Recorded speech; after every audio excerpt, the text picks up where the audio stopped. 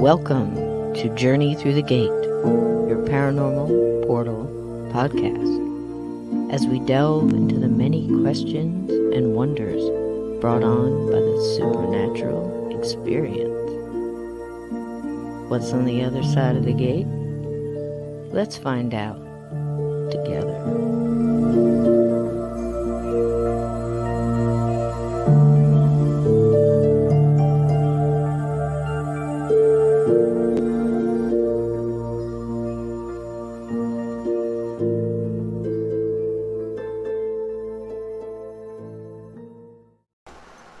Hi guys, how y'all doing?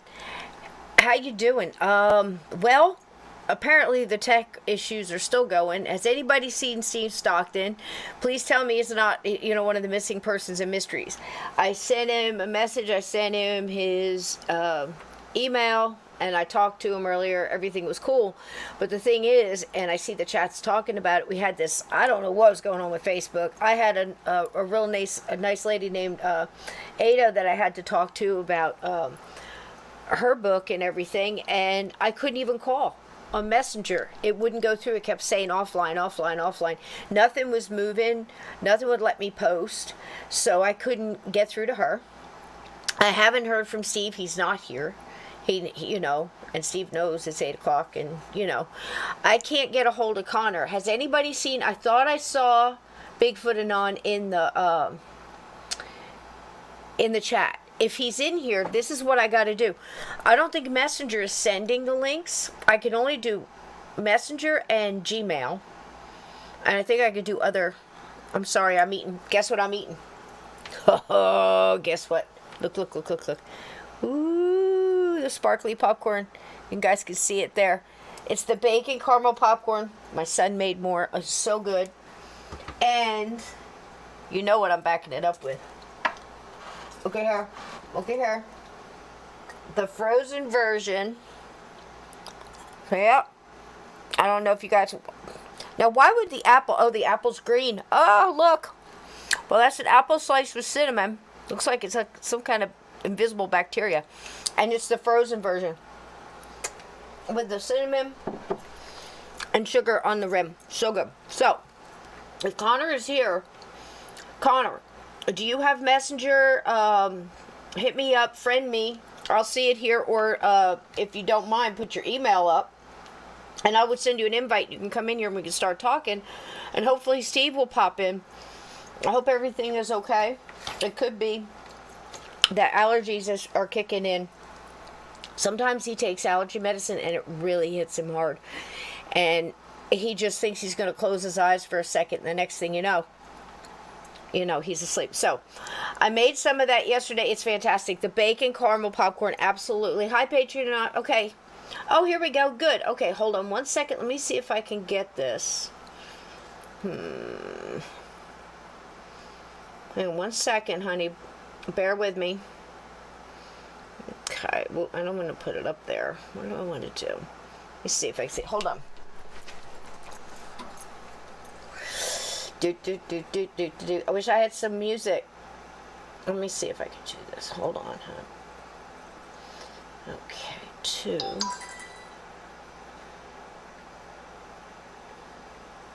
I haven't even heard from Steve. Usually, now he might wake up or whatever happened. It may be his computer as well. So many issues. Is everybody having issues with, computers today? It's telling me I'm offline. And I'm like, but I'm online. How can I not be?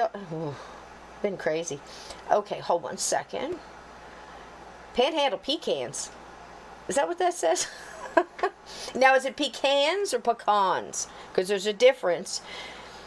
Do you know what the difference between a pecan pie and a pecan pie is? See if all my southern people, who's in the south, tell me what the difference between a pecan pie and a pecan pie is. Are you ready? About $15. It always costs more when they call it pecan. All right, hold on. Let me see if I can get this to him.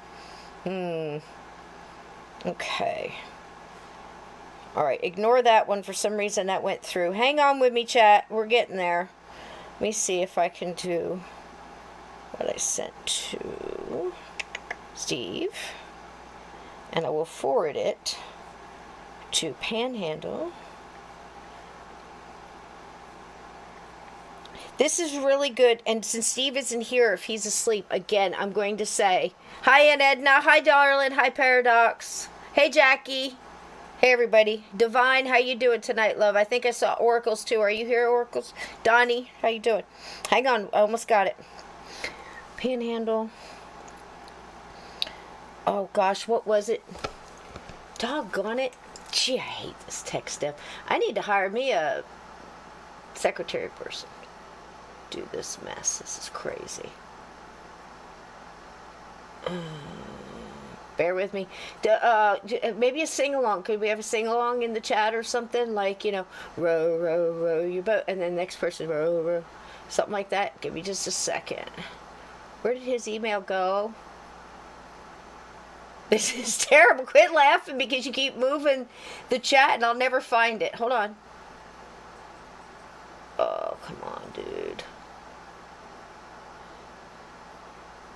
Oh, man.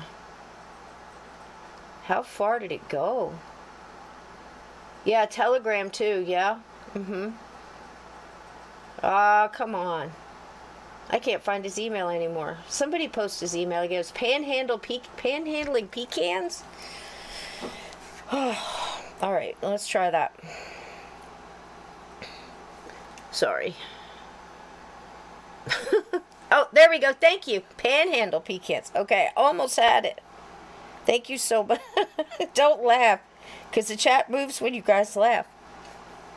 Okay, I think I got it. At Gmail. You are now witnessing a rare sight. A 6-year-old, like dinosaur woman here with the tech. I'm much better with smoke signals, I promise you. Right? Morse code. Okay, honey, I sent it out to you. Just follow that link in. Yep. And Steve got it again, too, it looks like. Where is that man? Wake up, you old rattlesnake. Okay, so he'll be here in a few minutes. Any problems, honey, you just let me know and we'll find another way to do it. So last night we had a big, catastrophe thing. Well, actually, no, it turned out really good. Peter Coe was supposed to come in and do a reading and talk about energy. Instead, we got a massive lesson in energy because he couldn't hear me. So he finally, after about 15, 20 minutes of my nonsense telling him to call and check and do this and check his settings and everything, he bowed out and he said, you know what, we'll try again another time. So I put out the call and Laura answered. Thank you again, dear Laura. And did a great job. And came in and we started talking about reincarnation, and Brian Bowden jumped in. We talked a little bit about that. Now, I wanted to say something about that. He was saying that he thought that perhaps we were talking about the restaurant and the man who killed the owner of the antique shop, that he was maybe got jumped, like a quick possession, or just got his anger pushed on it, his energy, real agitated, whatever. And killed this man and had little or no memory of it. Well, Brian thought that it might have been the entity pretended to be the guy, because a lot of mediums picked up this guy and a lot of people had interactions with this, what they said was a ghost, right? And it turns out that the ghost of the man, supposedly, that the man that the ghost is alive and in jail. So how could he be a ghost? So we started talking about energy impressions and fractured souls and fragmented souls and soul splitting and energy imprints. Somebody's here. I heard a bop. Big a bop, bop, bop. Hang on, let's see. I think I heard a pop. Let's see. What does that mean? Either my laptop just went, look! Guess who's here? Okay, so anyway, before I bring you in, 1 second, sweetie. Hi, love. So anyway, what was I talking about? Anyway, he was saying it was the demon or the entity that was pretending to be the guy. And I'm thinking it's possible, but again, these mediums didn't pick up any of that negative stuff, you know. I think it's just really hard for that kind of evil to portray something good, if you feel me. You know, I mean, it can look like it, but it doesn't feel, the energy doesn't feel. Nothing that evil could come at you, you know, intuition-wise and filter-wise, other than evil. So anyway, enough of that. I just wanted to say that because I thought that was really interesting, but we're open to all ideas here, and tonight we're going to have a great one. I've met this gentleman through Steve. We haven't had a chance to talk, but I can't wait. So without further ado, I bring forth to you Bigfoot Anon, as we know him and love him. Connor, hi, honey. Can you hear me? Yes, loud and clear. How are you doing today? I'm doing great. I'm doing great. Thank you for coming in. Sorry for like the backdoor whatever that was. You know, trying to get it to you, but you got it and you're here and that's fabulous. How have you been? Oh, I'm doing incredible. I'm doing a lot better than Facebook and Instagram today. You know, the whole world is like panicking because the internet is down, and I'm just enjoying it because TikTok is rumbling, and I had a good time outdoors today too as well. Oh, great. So you had lots of grounding and lots of re-energized and stuff like that, you know. Oh, yeah. That's great. I stay barefoot, you know. Yeah, I'm always earthing. Me too. And, you know, forever, it's all through my life, you know, everybody's like, put some shoes on, you know, people who didn't know. And I went by what my 98-year-old grandmother told me, you know, that's the stuff I listen to because I figure she made it to 98. She knows something, right? And that just brings you to the, you know, whole elder thing and wisdom is not found in one place. This whole great big thing. So I had planned for Steve to be here. We don't know where he is. He is right now. You know, I think he's just, sometimes he has to take the allergy medicine, he falls out, and we just, you know, but I just want to make sure if anybody hears from him that he's okay. That's number one. But it's happened, you know, and usually it's asleep, and he'll wake up, go, oh my God, I'm supposed to be on the, you know, and sometimes he shows up, sometimes he doesn't. So you and I are going to get this, right? We got this, right? Perfect. So, first of all, thank you for coming. Right out the gate. Thank you for having me. It's an honor to be here. And it's been scheduled kind of a few times. You know, we tried lining it up a few Mondays, but you know how it goes. We're busy people, a lot of things going on. Plus, I wanted it to be special. I didn't want to be on the road. Too. Right. And it happens at the right time. It always happens at the right time, you know. So that's out of the way. What do you want me to call you, Bigfoot or Connor? Either way is cool, you know. I answer to pretty much anything. Okay, cool. I believe in energy. I'm not even huge on names. Cool. Of course, with you know the internet, names work, but in person, I feel bad sometimes because I don't even listen to people when they tell me their names. I just want to know who they are. You know, that's what I'm more interested in. That's so important. And you know what? If we go back a minute and we think about that, it's like you've already opened up talking about it. Nature. So, you know, I'm Native American, pretty much lived my life that way. Cherokee and Lenape with a little bit of Scotch, you know, but I always followed my matriarchal side. Both Cherokee and Lenape are like that too. Some are matriarchal, some are patriarchal. So I always kind of followed that bloodline because I was called, you know, in that direction, you know. So nature, observing nature, watching what they do and how they react to like the minute things of just watching a hill of ants and what's going on there and everybody working together, to the abstract and the stuff that makes you sit back, like seeing a mother cardinal fake a broken wing to lure you know, a predator away from the nest, you know the depth of the nature, right? So when I started thinking about you coming on and us talking about this, I started thinking, okay, you're open-minded to the point of, you know, portals, interdimensional travel, or just that they exist, that there's other dimensions, that there's other space.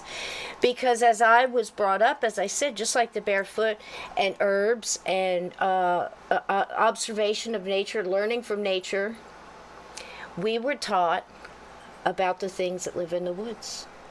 And we were taught that they are half here, half there, that they're spiritual beings that know how to move, that they've come here in a lot of ways to help us and us them, and to coexist in a, you know, in a just a movement, an ebb and flow of existing.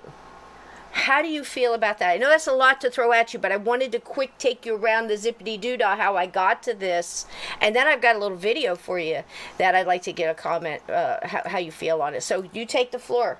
Heck yeah, I think you're right on track, because they are the ancient beings of this planet. And yes, they are supernatural, but I don't think in so many like magical and ghostly ways. Yes, they have those attributes, of course, but I think it can be explained. Just like the Native Americans and the Native Australians, they all have a little bit of basis on their legends. You know, we do have the touch with the other side. It's not as far as they draw the bridge. But yes, the Sasquatch, the fairies, the Mothman, even just the harmony of the forest, like the instruments that you can listen to, the trees and the grass and the different plants, they're all singing with one another. And I think the Sasquatch is the head, the apex of that, and he and she can get in touch with that a little bit better than we can, because they haven't been as contaminated by modern life as we have been, because we have that supernatural ability too. We can create dreams, we have electricity, babies and mothers, lovers. There is so much that really can't be described. Twins, kids of twins, they have certain antennas. My mom's a twin, so that's my thing. I'm a kid of a twin. And Donnie Miller, a good friend of mine from Standing Goats Rescue, he has had a whole lifetime of encounters. He thinks he's been chosen from the space, and that brings all the other beings from down here. So sometimes we're just marked from the start and where we came from. Energy is never created nor destroyed. It has always existed. We've always been here. Absolutely true. I agree with everything you said. And the whole thing is, when you start talking about it, you're just giving it other words, your words, and your vantage point. And when I step back and I get a big view of it, well, it's the same thing in the same words that elders used and, you know, people used and talked about it, but they had their own words, you know, that described it. And I think that's what we get caught up in sometimes, is words over feeling, and words over intuition, or labels over intuition, you know, instead of reading energy. And anybody in the paranormal supernatural, you know, is starting to see that big wave, you know what I mean? Think back of, you know, when ghost hunters first started, okay? That seemed to really start ticking it off, where we had like all science, all tech, no feelings, you know? And now we've kind of, and I understand why they did it, but it seemed to me like older things like Unsolved Mysteries or Sightings with Leonard Nimoy, or Outer Limits, or even Twilight Zone had more feeling in it.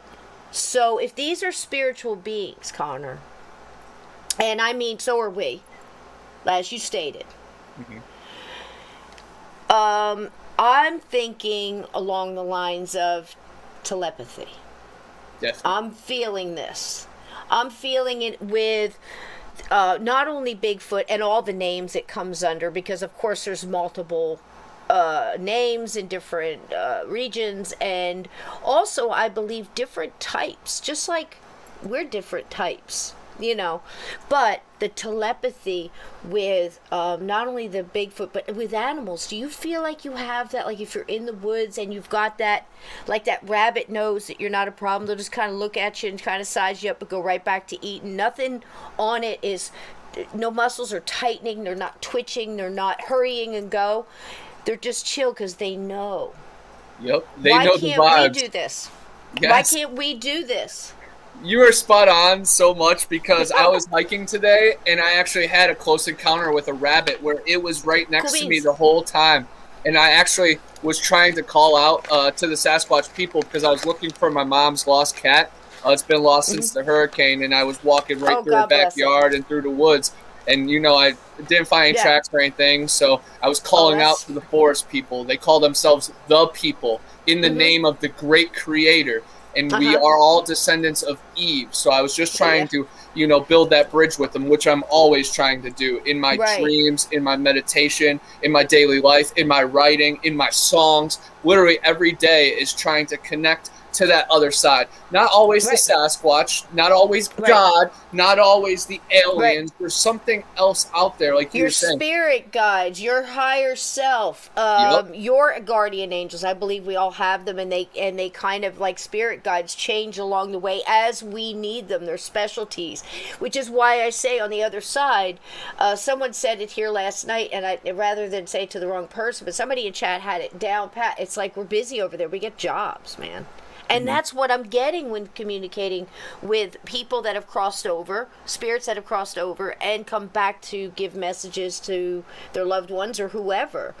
That's the kind of thing you're saying, well, it's almost like I got to go, I got a class, or, that kind of thing.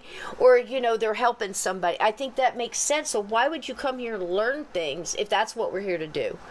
If you don't go to teach it to somebody else, or...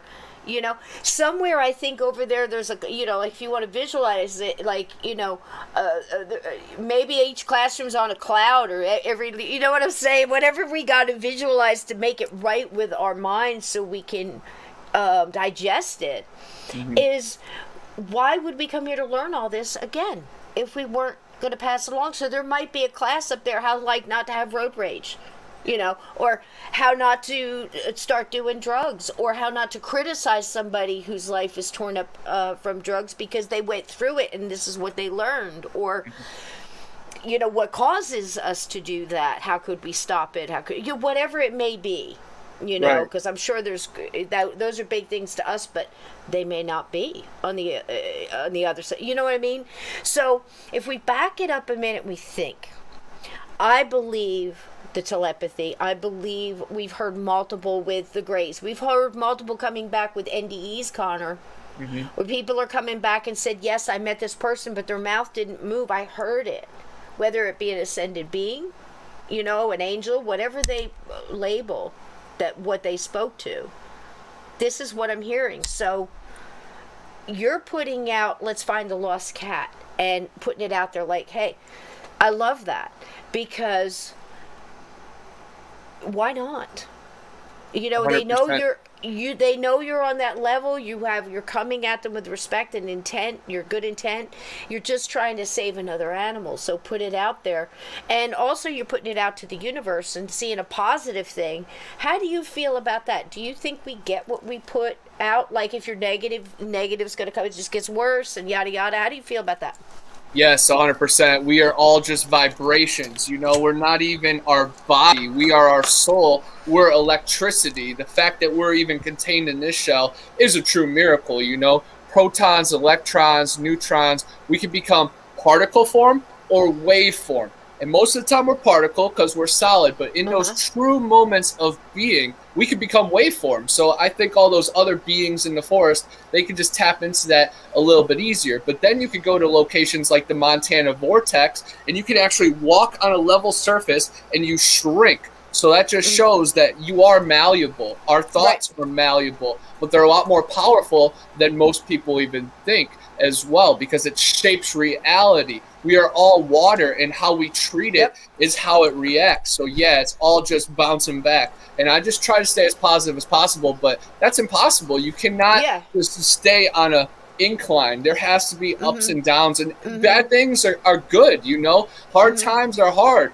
Insecurities are important. I think some of those life lessons and heaven messages can only be fully complete through our soul, through the experience. We could talk about it and have all the answers ever, but to walk the walk fully shapes the picture. And man, it's all vibrations. Energy's never created nor destroyed. Always existed. Always existed. Now, that brings up a lot of questions. I'm going to just remind me water. And let me say hi to a couple people that are saying hi to us. Patriot, hi, hun. Aunt Edna, Grandpa C, welcome in. Oracles of Beyond, yes, Cassie's here. And we had a bunch of people jump in. Yep, we are waiting on Steve. He may or may not show. It'll be a surprise. So, but he agrees with everything Connor and I are saying. And I'm sure he has a great anecdote that goes with it as well, because that's his specialty and his secret weapon. So everybody's saying hi to, hey, Carol, and Divine Diamond, hello. So best chat in the whole world, Connor, and you're usually a part of it. It's a great groove, right? Very good people, man. It's a great groove. I've had mediums come on here and tell me after the fact that they got nothing but positive vibes from the chat. What a great place to be. Here we are starting our week off Monday. It's nice, right? So water. I wish I could remember the name of the professor that did this, but he took water and then with minerals and played vibes. All right, just a word: love, peace, beautiful things. You know what I'm talking about here with the vibrations? Yep. Where you can put sand or you can put whatever and you can play nice music and it makes beautiful, almost like Mandela looking symbols, beautiful things. But you yell curse words at it, or hatred or anger. Even the word anger came up really displaced and ugly. Have you seen this? Yeah, the sacred geometry that forms. Yes. And I think that happens in every single interaction. Either we are hurting that thing or we're helping shape it and flourish it. And again, I try to step every step with that intent, but this world will break you down. So just try to stay positive and try to remember that just a little bit of light can illuminate the darkest of tunnels. Amen. And the darkest nights are followed by the brightest days, the brightest morning. So you just got to get through the storm. Absolutely true, and I agree. I say it all the time, and that's it. Sometimes you can be the quiet in the storm, because storms are good too, but and a lot of electricity in them and a lot of changes, almost like it brings change and brings a lot of things, maybe the earth knows what it's doing. Whatever's in charge, whatever's got this wheel, whatever you want to call it. I think of things like mediums that are so sharp, Connor, that they can talk and tell you what, through spirits, communication, understand it so crystal clear. They can tell you what you were saying in your car ride yesterday when you were talking to this person, or a prayer you said, or a song you were singing. And I mean, just over and over and over and over and over again. They cannot do it for themselves. Mm-hmm. They can't do it like get something on their sister. They might be able to get a little bit, or, try to figure out what's going on with their kid. It's still, you got to go to somebody else. That tells me that whatever's got this energy wheel, whatever's in charge here, knows what they're doing, because that makes so much sense.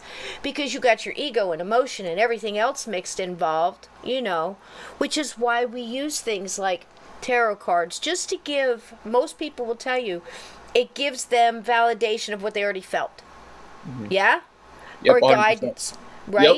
Yep. Just that warm touch on the back. Right. Now, all I need is dowsing rods. Okay, we're going way back. We're almost back to nature again. Mine are copper, and I just hold them like this, and it seems like when I start using it, I start connecting in, they always get it right away. Cross it for yes, heart for no, and it's like bang, bang, here we go.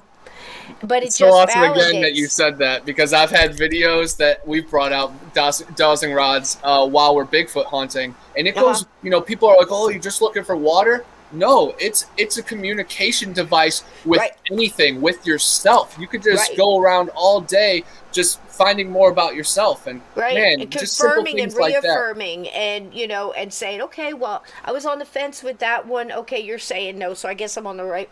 It's just another thing that helps you stay on the right path of what you're thinking and your ideas, right? Yep. So again, back to nature with that. That's metal. That's copper of the earth. When I make gemstone jewelry, and when I do that, I do of the earth stuff. It's, sterling silver. It's copper. I don't use a lot of gold. I will. But Native Americans just thought, it's a little soft. It's not really as useful. It wasn't useful to us.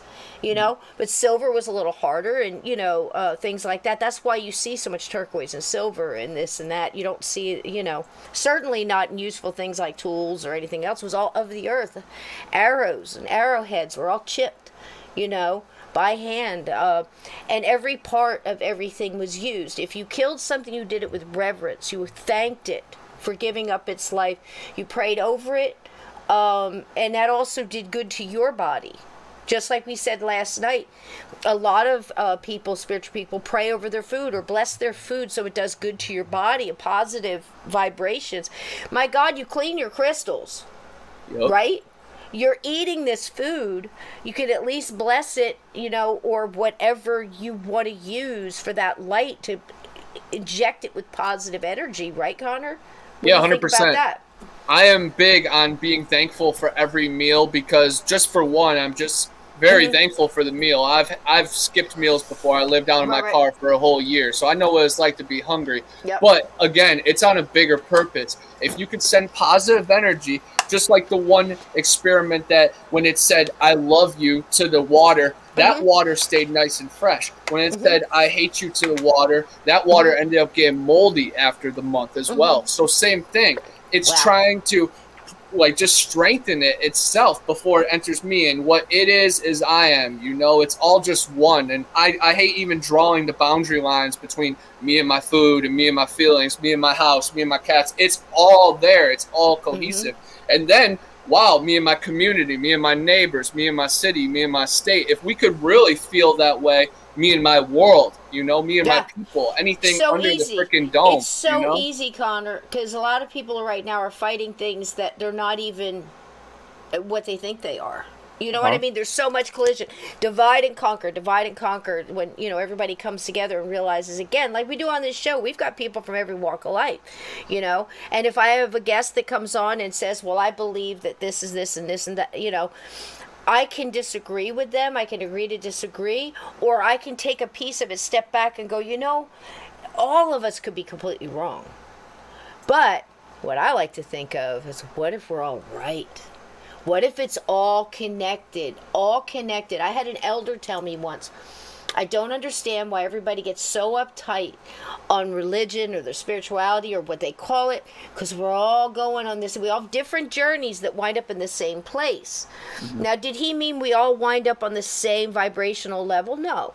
But the same place on the other side where you go to heal and think about what you just did and go over it, because if not, what a waste of time it would be, right? Right. To learn, seriously, to learn from it and tell others. I can imagine over there, wherever over there is, that it's, what'd you learn? It's got to be crazy hype, positive like that, like, some kind of crazy, you know what I'm saying? Because just everybody's just so happy and, we're so glad to see you again and stuff, because we get so jacked up, we come around and do it again. Yep. The ultimate rite of passage. What about it? It's like, oh gosh, I can't wait to go around again. This time I'm going to be this, and this, and I'm going to try this, and this. We got to be out of our minds. But there must be something ultimately that fuels that positivity, right? Unless we're going to a dark place. Now, I don't know what you believe or what you think about. I've heard voodoo call it the unseelie fae. I've heard Catholic and some other religions call it purgatory. I've heard a lot of shamans that I know and people that walk in and walk out. There's people that do this, folks. I'm telling you, I know some good ones that go in to try to convince. Some people call them the walkers. Some people call them the mumblers. Because imagine now, this is, everybody's getting what I'm putting down, dark, cold, head down, shuffling. Why did I do this? Listen, I've been to downtown, New York right now. It's not very far from that. Just shuffling, head down, looking at a phone, not even watching where you're walking. If there was a dead body laying there, people just step right over it. Where have we gone? It's not far from that dark place. The only thing here is there's a lot of light too, and there's kind of like that. We're both struggling. Spiritual warfare or energy warfare, or whatever you want to call it. It's there. It's palpable, right? Yeah. So what do you think about, since we're talking a little bit about interdimensions, what do you think about the in-between? Or is it a frequency, just a dark shelf that we all kind of walk on if we get stuck? What do you think about it? I definitely believe in heaven and hell, and I believe they are physical places. So I think that when we're damned to hell, we are damned to downward. And then heaven is 73 miles up, the dome, and you can only enter through there through some kind of spirit form, some kind of special energy to break the surface. And same thing with downward. And that's when it gets really interesting with Middle Earth and the inner sun and all the Mayans and Incans and all the lost tribes of like Atlantis and even the Mormon tribes that went down to the Middle Earth to wait out the Armageddon. I think on Earth right now in this realm, I think dark forces are intertwining, but the light always shines through. As long as we exist, that Creator knows that the grand purpose is designed. But we are going to go through some of the hardest freaking times ever. And like you said right now, there is the Walking Dead outside. And we're so divided that no one knows who is who. And I think reptilians are out there. And definitely dark shadow forces are thriving during this time. You know, depression and schizophrenia, suicide, all that soaring. And that's just being swept under the rug like it doesn't even exist. And that's the most evil thing of this all. And if you do the Gematria numbers of most of the crap that's going out right now, you see that it's evil. So it's really scary that, you know, the dark forces are intertwining and the conspiracies are coming true. So, you know, grab arms with the ones you love and the positive forces and spread that love, because today and tomorrow is the time that we need. We're alive during this time for a reason. We have been given all of our trials and tribulations to get us ready for this. And if you feel in your heart that you have something, then you got to go with it. And I'm running full force with it, man, because I'm not trying to be, you know, stripped of my freedoms and stripped of my soul. That's what's more importantly. You can take my job, you can take my money, but you cannot get in my soul. And they are trying. They are trying so hard these past few years. And I feel for the ones that are not as strong this lifetime. Don't have that golden light. You know, we pull it from inside ourselves. We say it on this show all the time. Now, I feel the same thing. Chats here, they're saying the same thing. You know, it's like a big climax of a really screwed up movie. Donnie says here. And somebody else said something too. I don't want to lose this one. They bless their water before they drink it. Why not? Why not? I mean, if it's going to give you some extra positivity and extra strength to fight in this time, whether it's just to fight to be, I'm going to use a Native American reference again, to not be extinct. Yeah. Do you understand what I'm saying? And isn't that what the Bigfoot's doing? They're kind of like chilling back, trying to stay out of everybody's way. I think some can move in and out at will. I think there's different kinds. And definitely with aliens, you know. And we keep thinking, we put a label on everything. We think everything's got to act the same way. We do it with ghosts and shadow people and everything. We keep expand it out because there's good and bad in everything, just like there's good and bad in us. You know, we can go either way, and I think in a lot of cases that does. And what Connor's saying is true. The Nazis, if you don't believe that aliens had a hand in evil, the Nazis are working with the Vril. Yep. You know, and this goes way back. This goes way back to the bell-shaped spacecraft, the ones that... Wow, you didn't think this old lady knew? I know some shit, man. Oh, I knew you knew. I knew you knew. I'm just saying the crap that comes out of my brain. You know, I can't remember what I had for lunch or, you know... But this stuff has just been in here for years, you know? And I'm thinking, what do you mean the Nazis all just disappeared like these big guys, you know, ones did? And there's writings about the Vril and how they were teaching them this stuff, and everything was for them and the power. And you know, some of those what is a crazy movie with the guy with he hates snakes, has a whip, Indiana Jones. Some of those movies, there's truth in those movies. I'm telling you, as ex-military, I was nothing, you know, compared to a lot of the real brave heroes and stuff I know. I wasn't a combat vet, but I drove a truck, and I was a VIP driver, and I used to drive colonels and you know, and everybody around in the back seat. I wasn't supposed to hear things, but I heard things, you know. I can't speak on some of them still to this day, but I've heard things, and I'm here to tell you. They're not telling you everything. you know. And I was nothing, you know, and I was in different spots and picked up, and I wasn't even looking for it at the time. And some of it didn't click in until 10 years later. I went, oh, that's what that was. And I mean, in multiple directions in this. Let me tell you something. Right down to the fact of trying to build super soldiers and volunteering for things that take stuff to make you, all of that stuff.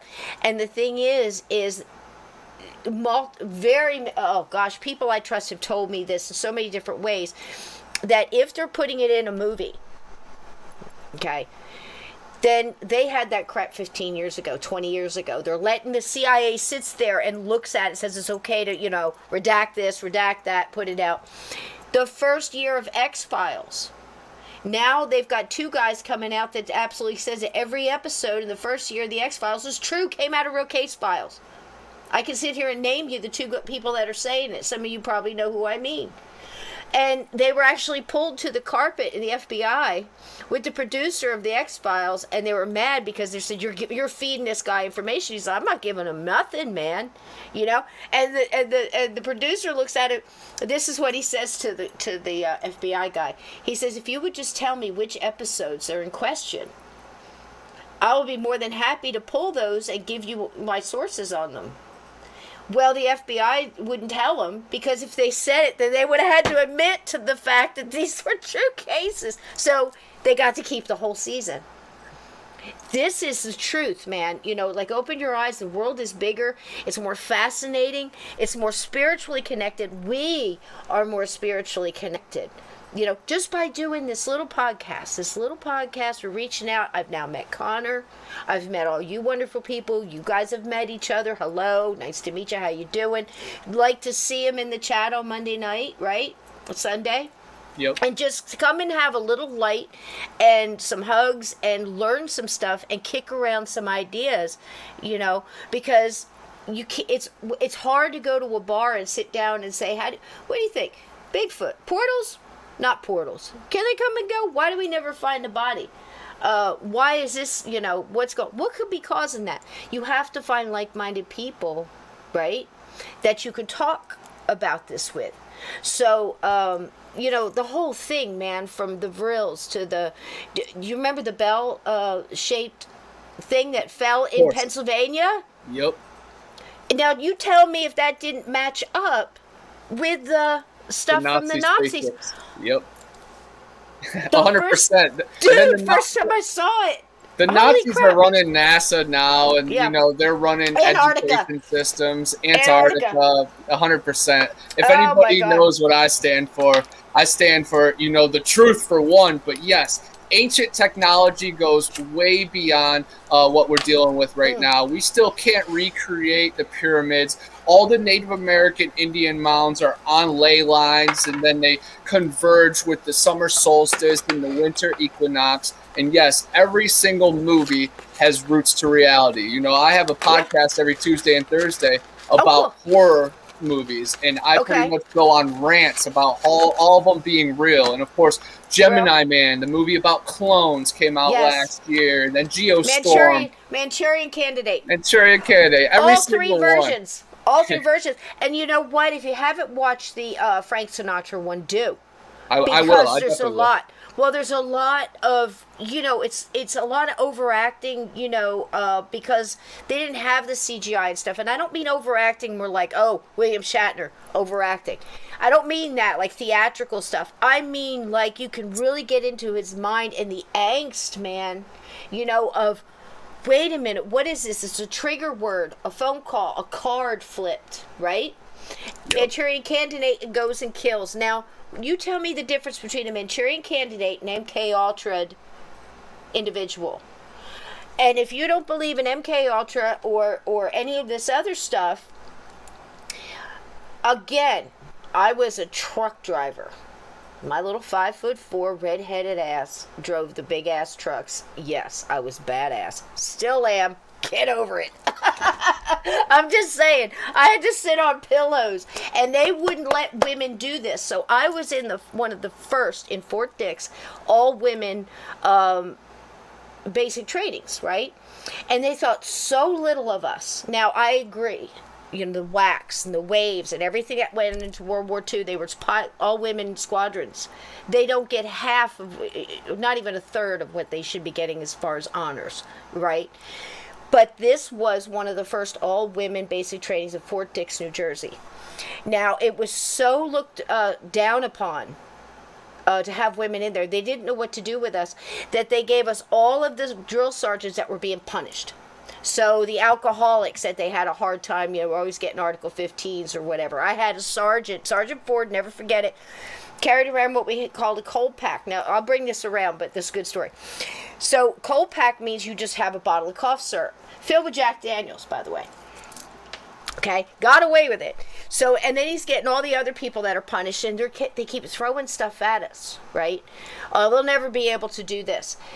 One of the proudest times was one morning they called to us and said, now it says here that you have to do PT, such and such, the men do this, the men do this. And they altered it for us because they didn't think women could do this. Okay, so they altered. We were allowed to do women's push-ups, which is basically on your knees and pushing rather than on your toes like a regular. We all just stood there and voted no. Hard no. Yes. We want to do what the men are doing as much as the men are doing it, and we will practice until we get it. So grenade throwing, from grenades to marksmanship to running to PT to bivouac, we just kicking it. Right? They even gave us M60 machine guns to run with because they said we'd never be able to do it, or dead men carry. We did all of this shit. And we helped each other along the way. And I bring this up. I have no friggin' idea why I brought this up. But anyway, there was so much going on and so much being said at the time in front of us because they looked down on us as far as they don't know what they're doing, they're wacky, they're this or whatever, which is why so many people spilled their beans about stuff that was going on behind their backs, Mm-hmm. So they were talking about something that they were giving soldiers like 101st or 75th Ranger Battalion, some, not even black ops, just, airborne. Before they dropped them in the lines in certain cases because it revved them up. Revved them up? Well, so what? Speed? LSD? A little mix of both? They said what it looked like. 20 years later, I'm running a healing circle for these mercenaries and bikers and things like this as a powwow, right? And everybody's telling me their aches and pains. I'm an herbalist. So that was my thing. We all talked about stuff. And they're starting to tell me about, man, I was okay till I ate this stuff. And they described the exact same thing. And this stuff was, I don't want to say it here, but this stuff was an odd color. It wasn't something like, red or white or green or blue even. This was a specific color, and I'm hearing the same words 20 years, 25 years later. And guys in the circle, yeah, man, they gave me that stuff. I just wanted to eat somebody's face when, ate in no time. So where are they learning this crap? Where are they learning crap like Robert Guthrie's Camellia? Mm-hmm. Have you read this or heard about this? I've heard of it. I haven't read it yet. Invisibility, the targeted individual, where they're targeting the person and sending signals and frequencies to slow their heart or change what they're thinking or put thoughts in their head. Yep. And the men who stared at goats. Yes. True stuff. Again. Yep. They think because they make it funny, that was probably more true to life. The worst things than that happened, I assure you. Oh, 100%. Yeah. So I believe the pyramids were built with people's minds. So I think all of that is 100% true. And people that don't believe in MK Ultra, they just need to read up on the files because all of that has been very well documented. And then there's movies that make it fun, like American Ultra and even Jason Bourne. There is so much out there that just spills the beans. And like you said, the CIA signs off on it. Pretty much anything that's ever been in a movie has already existed. There is no original thoughts. We're pretty creative people. We spend most of our time trying to create. And guess what? We have never created ever. We've just pulled from existence the cloud that's already been. It's already been done. But guess what? Our energy makes it unique, and that's what's important. That's why it's still worth pulling from what's the cloud has already been done. Each individual puts our own energy fingerprint on things, I believe, and that goes through. And if you think about a lot of people here, hi Ivy, how you doing? And Richard, if I missed anybody, I'm sorry. How you all doing? I love you all. And I'm trying to catch a chat, but it's moving. They're right in there with us. We're talking about, all this different stuff. Okay, so we talked about telepathy.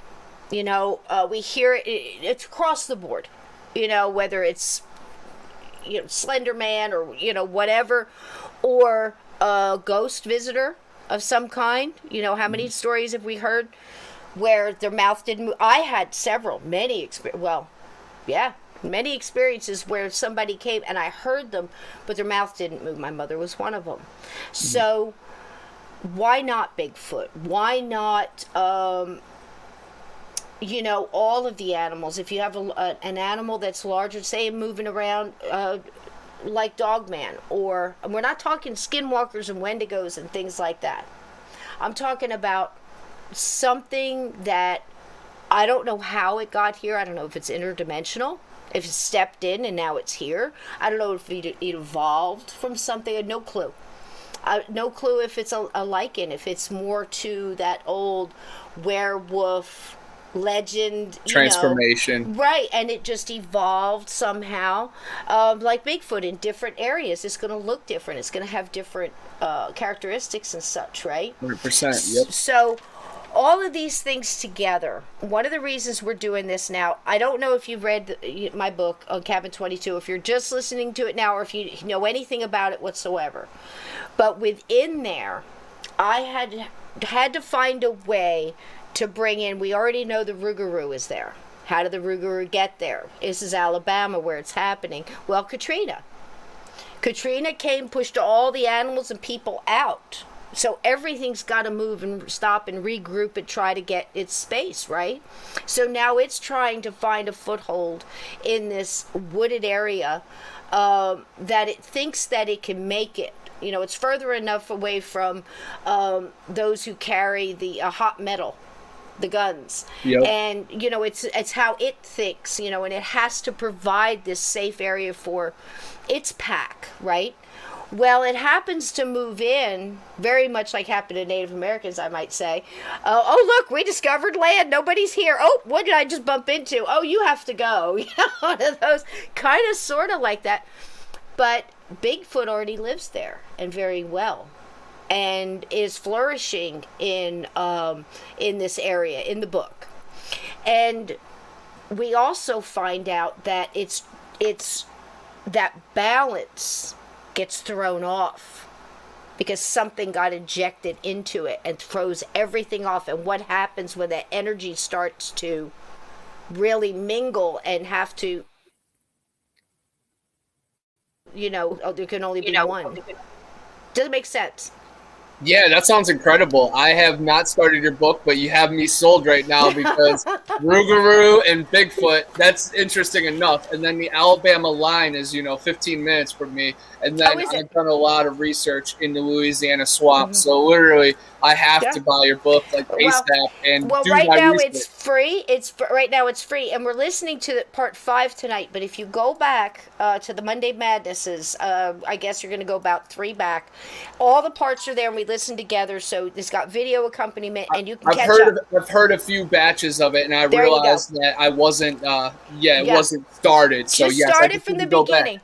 Yes, See, I will. You've got about 6 hours to get through. You can get caught up next Monday. Come in and listen to it with us for the part 6 because it's a banging couple of chapters at the end. I'm telling you. So the whole point of having you here, not just to talk about your wonderful ideas and these thoughts, and I just love them all, and the positivity. It's the portals and how I believe Bigfoot can move.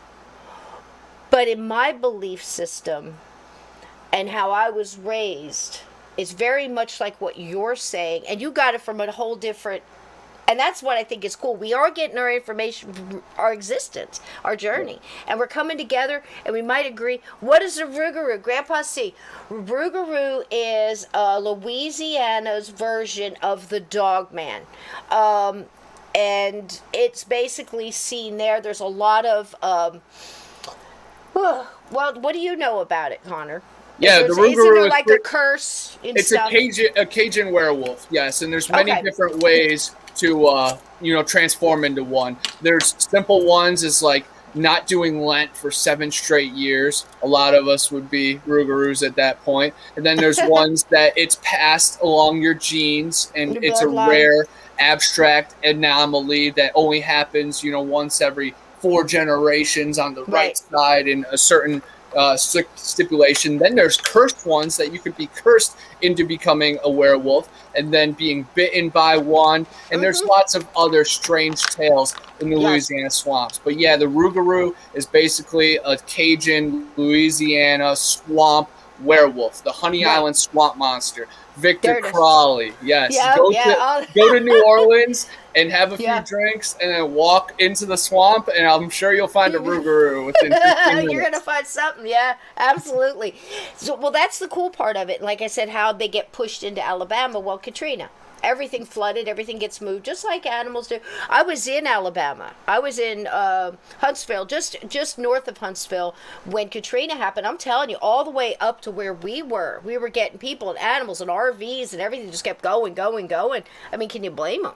The ones that could get out. So that's where I got the idea for that. And then it's clashing, because anytime you've got that system that's working in the woods, from the microorganisms and the plants all the way through to the largest predator and then back around again, it's all under control. The only thing that screws it up is usually us, when we throw something in the middle of it and then it has to regroup and set it up another way. We do it all the time, and I always feel so bad about that, because, I hear... a bobcat comes out of the hills and goes after somebody's, it's a terrible idea, thought. But I always, we should, we pushed them. It's not their fault. They have to go further. Raccoons can undo locks. I've got them in my backyard. If I don't make them a sandwich and feed them, they're opening things and gates and unscrewing lids. I had raccoons unscrew a lid to a gallon of hummingbird food. It's just sugar water, really, colored sugar water, but it had a child-proof cap on it. I couldn't open the son of a bitch, but raccoons are out there doing it. Drank half of it, spilled the rest, and then probably went about 5 feet and threw up. But anyway, but they've evolved enough to understand locks and switches, and what's next? They're gonna drive my car to the the Wawa for turkey bowl? I don't know, but we're pushing it and it's evolving. So why not Bigfoot? Still staying back, trying to you hear people going in the woods and getting the warning. We've had Brian Bowden on here, seen multiple Bigfoot. I saw a little Bigfoot, not a full grown, but I knew the size of this thing. Mama couldn't be far, so I jetted, Smart. Well, so that's the thing. We were always taught, I remember when my grandmother used to whisper things to me, even when nobody was around, because they had to hide who they were. Northeast, they're Native American. She was born in 1890. Think about all the stuff that was going on. So her whole life, they had to, kind of not wear it out front, Again, fighting not to be extinct, correct? Yep, just trying to exist.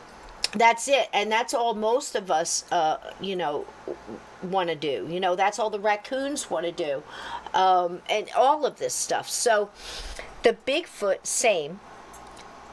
I think in some cases they have an understanding with those around them, which is also in my book.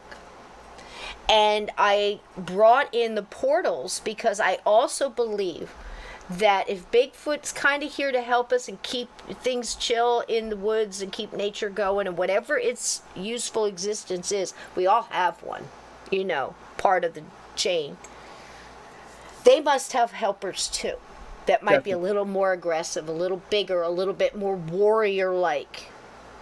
In every tribal village. Everyone. You've got your hunter-gatherers, you got your providers, you've got everything you need in the village, but you always have your warriors. You always have the ones that can go out and fight and protect, you know. And so do animal clans.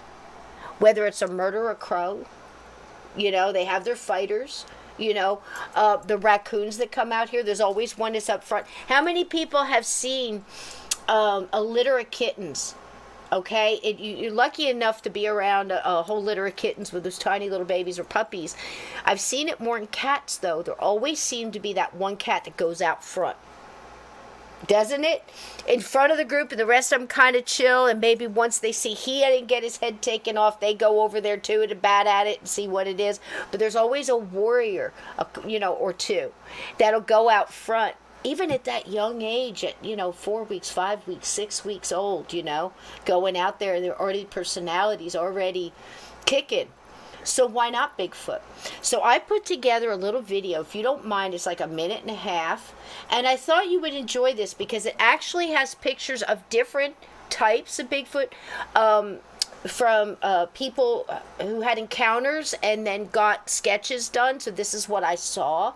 You know, and I thought that was very interesting, along with something I thought you'd really get a lot out of. It is a Cherokee culture keeper. Awesome. Is that not like the best title ever? I was just in the Cherokee National Forest too, so it all aligns. It always does. Aligns. But he's a culture keeper. Now, who's the culture keeper in your house? Who's the one that keeps bringing out the recipes so they don't die?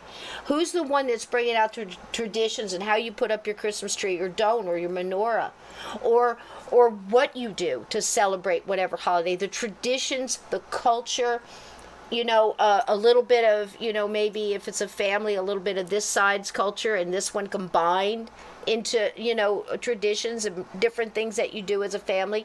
Same thing. But this man here is a culture keeper for the Cherokee people. And I keep trying to explain our vision of how we look at Bigfoot. And it couldn't say it any better than this guy. Let's take a look. It's lovely. Can't wait.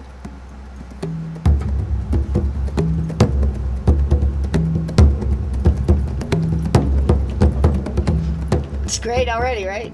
Yeah. There is a vast area, natural forest that people have never seen before. And our elders have told us that there were beings that lived in the woods. You know, today we hear the word Bigfoot or Sasquatch, but in our Cherokee history, in our culture, we call them Uni Udawihi, the mythical or the secluded tribe. Now, from the cultural aspect of it, these creatures were put here by our creator, Unetlana, and these beings were put here to help us. In our villages in ancient times, we had boundaries where we hunted and gathered, and we would present berries and edible roots at the edge of our boundaries as an offering to these creatures. And in return, these creatures would help us and protect us during our times of hunting and gathering. You know, these beings existed a long time ago, and they do exist today. They're just not talked about as much. Some people get glimpses every now and then.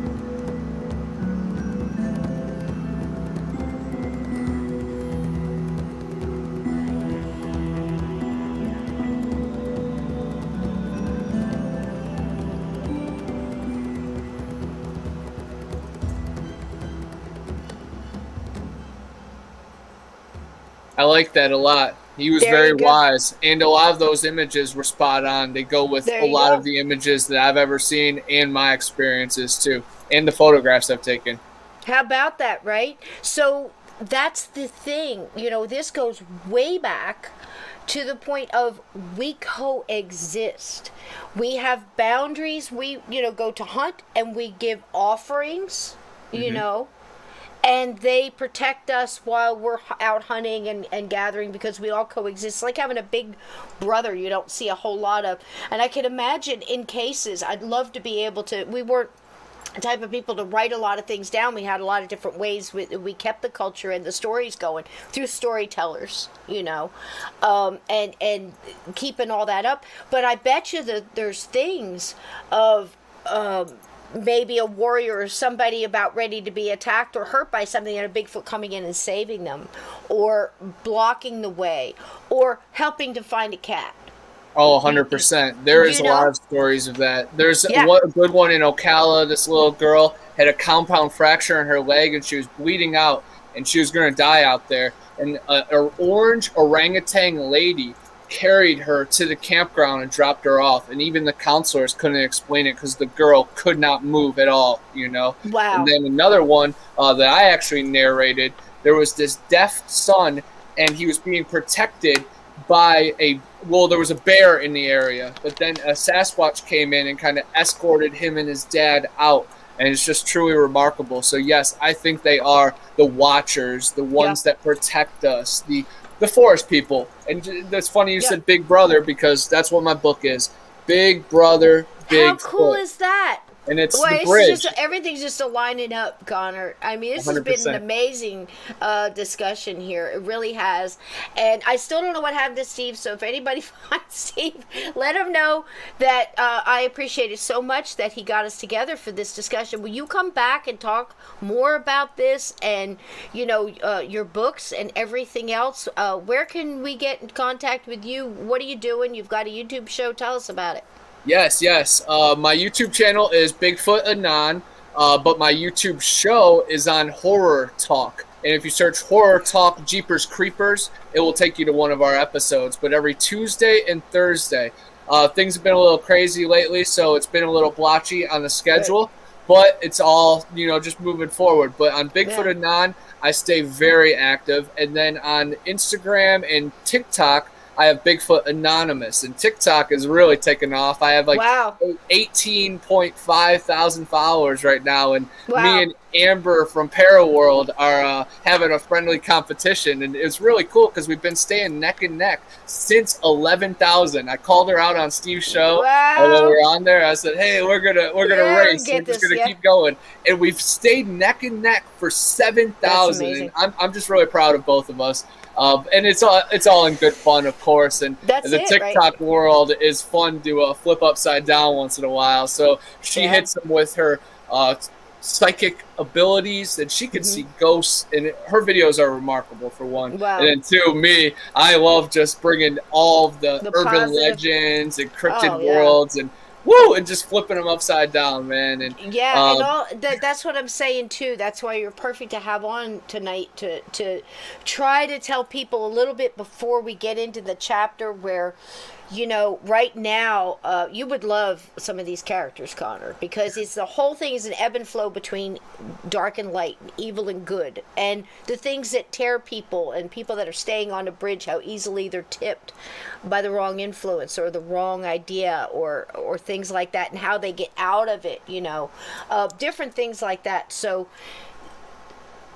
everybody is dropping some links in here. Thanks, Jackie and mods. We have the best mods in the world in here. Thank you so much, mods. I appreciate all of you guys. They're dropping stuff and and trying to get people to you. And you're going to be back, Connor, and you're always in the chat. And I love you so much. And the main thing was getting somebody else's perspective on how I did it was believable.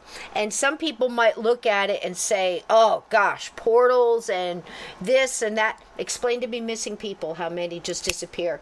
Right. I don't care if it's fairies or if it's just a rip in time or two time slips, the veil just going into each other or interweaving, and we just happen to walk into a different dimension, don't know it, keep going, don't know how to get back out. Whatever it is, there's something going on.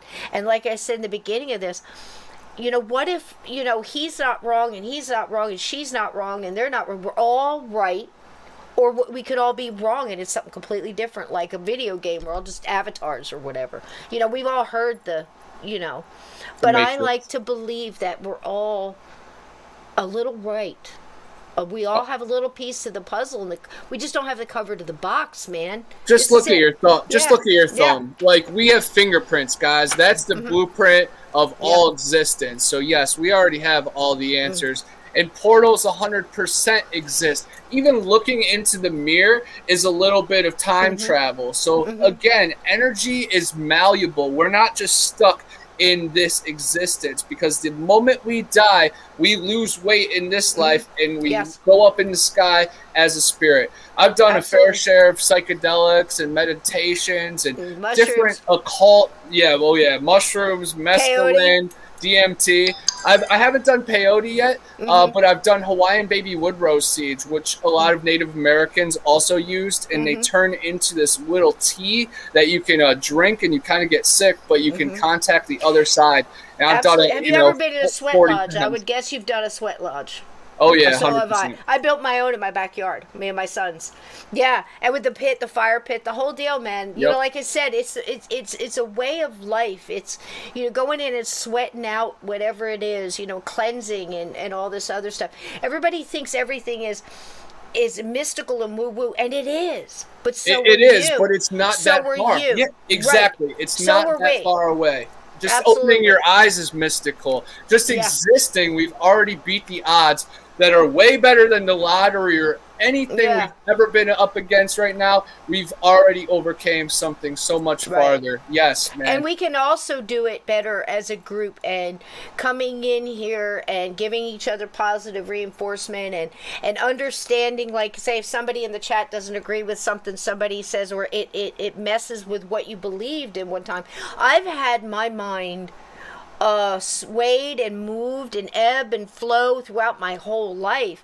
I mean, and again, 50 years in this, and I have more questions than I have answers, but it's been a wild ride. It's been like a magic carpet ride, man. It's like, you know, you don't know what you can find, you know what I mean? It's just, that's it, man. It's been like that. And if you look at the journey that way, if you look at these little things, like I've had elders tell me that, like, these like deja vu and little things that come along the way, like you might get the butterfly, or you might get the cardinal that stays, or you might get that smell of a loved one, and you feel like you got hugged. All these are little mile markers along your journey that kind of, you know, your attaboys or your attagirls to tell you, like, you're on that right path. You know, you are where you're supposed to be at this moment in time. And we don't have the answers of what's coming tomorrow, but we keep worrying so much about tomorrow, we're forgetting to enjoy today. So like Connor is saying, and I think what nature is telling us, sometimes you just have to be. And enjoy where you are, to bloom where you're planted, or, you know, and invite some of this wonderment into your thinking, you know, instead of being angry that somebody says, you know, I use Archangel Michael to get rid of a demon. I'm well aware that I have shaman friends that use something else, but that shaman also knows more than I know. So I'm going to listen to me. If I've got an enemy of that caliber coming in, I'm pulling out my howitzer. I'm not going to play around with 22s and just pew, pew, pew, pew, pew. I'm going to, like, be gone, out. Because it works for me. It does not mean that I'm saying that a lady in China doesn't have a way to deal with her demons that works just as well. Or a shaman doesn't go into the unseelie fae or the in-between and get demons that are trying to keep these walkers from moving into the light by continually you're worthless, and, you know, you did this, or you were a drug addict, you made your mother cry, you know, you're a horrible husband, you're a horrible, whatever they're whispering. They can go in there and rebuke that enough to get that person to look toward the light, to choose out of their free will to move on or stay. You know, we all know them, especially, I'm sure, Connor, that you've got multiple. You work in a comic book shop, do you not? Yep, I do. First things first, Spectre number 8. I'll put that to the side for you. The first season, my dog ate mine. You know Spectre? Oh, yeah, of course. It's so funny how so many mediums and people like that really, if they got into comic books at all. Spectre was mine. My sons all had theirs, and my ex-husband had his. But Spectre was my deal. He had the best covers. They glow in the dark. Yeah. The covers. Fantastic character. But the character was this guy. He was I may get it wrong because it's been a hard minute, but he was a detective like back in the 50s, and he was unduly killed. They put him in a barrel, they put the chains, they fed him to the fishes, and he died this horrible death. And vowed he would come back to revenge, and get the wrongdoers and help victims and stuff like that. It's a wonderful thing, and he's just a great character. But anybody who believes in ghosts and supernatural stuff loves this. There's a lot of comic book characters like that. I think, Connor, because we all want to be that hero. And what you've said tonight and what I've said tonight, what they're saying in the chat, is we're all heroes. We're heroes of our own life. We're in charge of our own energy. We're in charge of our own soul. We're in charge of our own choices, right? And we're also accountable for them, and we're all our own superheroes, of our own lives, whether you have a family that you take care of, or friends, or animals, or nature. Be that hero. Find out your hero. What are you doing today to make a better tomorrow? Not for just you, but this earth. And I thank you so much, Connor, for coming in tonight. Is there anything else you want to say to the chat before we go? Now, tonight we're doing part 5 in Cabin 22, and we get to learn Jeb. You don't know Jeb, but you're going to get to know Jeb if you go back and listen. He's a moonshiner. He just found out that his friend Skeet got so caught up chasing this old rat called Old Buck, kind of like a Moby Dick thing, that he destroyed everything, drank too much moonshine, and wound up blowing up the still. And there was an evil ghost in there, Ezra Perkins, who was trying to get him to, pay attention and whatever. And that was Ezra's old still. So now Ezra's really mad. And he's also in this part of the ground, sacred soil, but there's also sour soil where no nature exists, really. No animals want to go there. Everybody goes missing there, or their evil is played upon. Their minds are played with. Their cracks are pushed on a little bit there, and they kind of get pushed off that fence. So if they're going to be good or evil, they kind of decide there. And he's sitting in a truck right in the middle of this ground, on the last hooch he's got left in mason jars in the back, with camouflage net over him, and he's remembering back when he was a little kid and his father was very abusive. And he had, a worse than normal day. He ran off into the caves and into the woods to heal and kind of get with himself, and saw a Bigfoot. Wow. And kept it a secret because he said the woods would only tell their secrets to him. That was his special. He was, that was the hero for him, was that secret mystical place, the woods.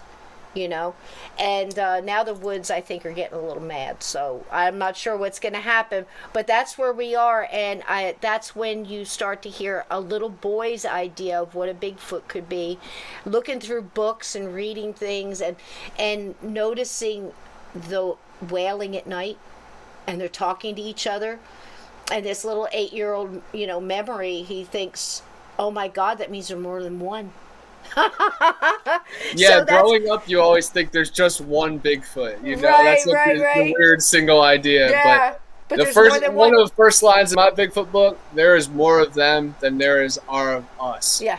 Yeah, isn't that crazy? But it's true. I really believe it. And I also, that's the next thing that's coming up, this whole thing about the portals and maybe more than one type of Bigfoot, and, how people might be interacting with them and stuff like that to help out nature. So there's all your links down here. Connor, I can't thank you enough for spending this time. It's been a special evening, and I appreciate it. And everybody in the chat, we are now going to get ready to start. We're going to say goodbye to Connor for tonight, but you will come back again, will you not? Oh, 100%. I can't wait to listen to the story, and I feel bad that I can't converse with you because it sounds so incredible. So I'm going to catch up. Well, how about this? If you want to catch up. Yes. We'll be doing the last one. Part 6 has 4 hours, so we do 2 hours, 2 hours. So it'll be about 2 weeks before we get to the last chapter. How about listen to it? And I've got Laura coming on as a commentator, and you. It would be lovely to hear what you think about how I described it and what you think that goes on with your belief. Would you like to do that? Yes, that sounds incredible. Next to Halloween and everything, we're celebrating this. We're getting together. We've got bacon caramel popcorn, Connor. And I heard you talking about food last night too. And we've got the Mrs. McGee's apple pie moonshine adult beverages too. So all the recipes are there. So we got snacks and it's just a BYOB. So that's it. Thank you so much for coming in, and I appreciate your time, my friend. Thank you so much. I appreciate the mods and everybody. Tomorrow, Zillafoot is going to be in stores at Walmart. I saw a couple of the websites. It said on the 9th, so I expect them to be late. But next week or next few times you go to Walmart, look for my movie, Zillafoot. It's a different cover, too, because they did a Walmart and like Best Buy cover. But what I'm really proud of is The Void Cat. It's a short film coming out October 31st. And the trailer is on YouTube right now. But, man, I'm so proud of it. It is the trippiest thing ever. It's only 15 minutes long, and it's for a film festival on October 31st, Halloween. Wow. Congratulations, I'm so man. excited. I'm so excited for you so much. I mean, thank you. Yes, absolutely. When you come back, let's promote that again. If you could get me a trailer or something, we'll play it right on the show. Oh, for sure. Yes, it's on YouTube, but I'll definitely I'll send it through. And I know your book's coming, but guys, please check out my books, The Panhandle Pirates by Connor Flynn. That's my most recent one. Erie Swamps, Road Trip to Eden. Lake Erie down to the Florida swamps. Nice. Last chapter, Garden of Eden. 27 of the 28 trees in the Bible are in that trail right by my house. And gopher wood, which is Noah used to build the ark, also known as Terea, only place it grows in the whole wide world, is right there. Sacred soil, like Cisco said. I had chills when she said that because I always say sacred soil. That's incredible. I'm gonna borrow your sour soil, though. Oh, you're welcome to it, man. And then keep all your sour soil. Monsters and Mysteries around the corner. Look at this, is so cool. We can talk about graphic novels and scary stories all day, guys, but guess what? The monsters will find you, so just have your guard up and keep a positive light. And I know I mentioned it earlier, but Big Brother, Bigfoot, this is my research project. Wonderful. About 17 Bigfoot creatures, werewolves, Mothman, creature from the Black Lagoon, Susquehanna seal, Mogollon monster, Gugways, Janasqua. So yes, all those different breeds, the Yeren, the Yowie, the Yeti, the Abominable Snowman, they're all out there, guys. So Bigfoot is real. I might have DNA evidence of it. We actually found hair in the green swamp last week, and I'm releasing that video here in the next few days. Tim T in Florida, I was with that researcher, and he's found a plethora of Sasquatch hair. It looks a little bit different, so it could be hog hair or maybe bear hair, but just to find that in the barbed wire when you're looking for it, I manifested it, man. I just hope that if you ever find him, Connor, don't tell anybody where he is. Oh, I'm not interested in. That's the thing. Oh gosh, I'm just like, please no. You know, I don't want that to happen. It makes it sad enough with animals in the zoo and stuff like that. I would never want to see it happen. You know. I've heard too many horror stories with the black ops coming in. Yeah. And one last thing, I want everybody to research the Ocheesee Pond Wildman. It's right by my house. One was captured in the 1800s, taken to the Chattahoochee Hospital for 3 years. He passed away. They buried it with a bunch of Native Americans and built a building on top of him. So all these people demanded DNA, demanded bones, demanded bodies. Guys, it's already been discovered, and they have a file on them. They have everything they ever need. Know. They don't want us to know. All of that. We have to just be smarter and be one, extra step ahead of them. And we have to question things like, why does Google, blank out Antarctica and other things. You gotta look beyond. Out here in the fray, right? Where we're happy tripping around the fray out here, and so is everybody else. Thank you so much tonight, Connor. Thank you so much. And everybody stick together. We're going to play a little outro, and thanks again, hun, for being here. We're definitely going to do it. Come back and we'll do the part 6 together. I can't wait. And everybody research why Facebook went down today. It wasn't just an accident. There's a lot to it. Oh, man. Take it easy, guys. Thank you so much, Connor. Have a good one, man. Thank you. What an honor. Awesome. It's been awesome. Honor's all mine, sweetie. Thanks so much. Can't wait to have you back. See you later. Good night, sweetie. Okay, we're going to play our little outro. Anybody that wants, you got a couple minutes, we are going to play part 5. I can't tell you how much I've looked forward to this. And whoever's staying with me, we're just going to go ahead and play this little outro just so people have a cutoff point. And then I'll be right back and we'll do part 5. Everybody, this is your Go Pee time. Go get your bacon caramel popper. Bacon. Go get the bacon. Be right back.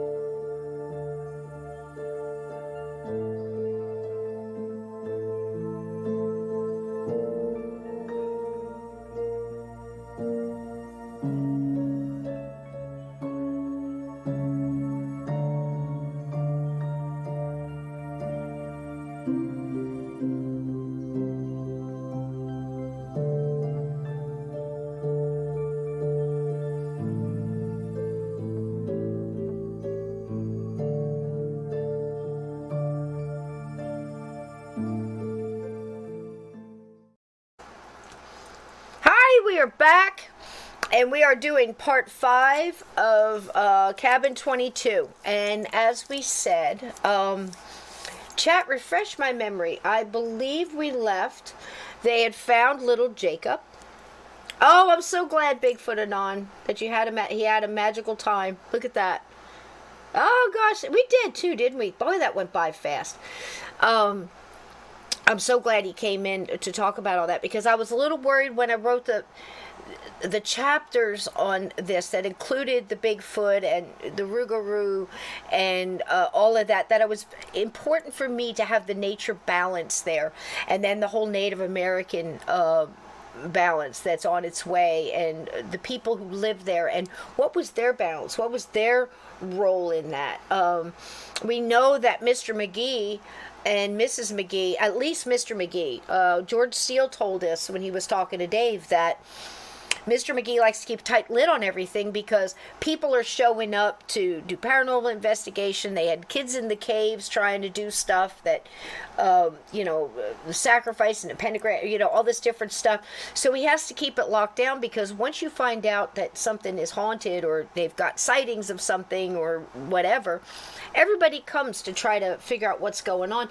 And Mr. McGee basically is just trying to keep the lid on this place because he doesn't want to destroy it. He wants to keep the cabins going and have it so people can go out and spend time in the woods and walk the trails and everything.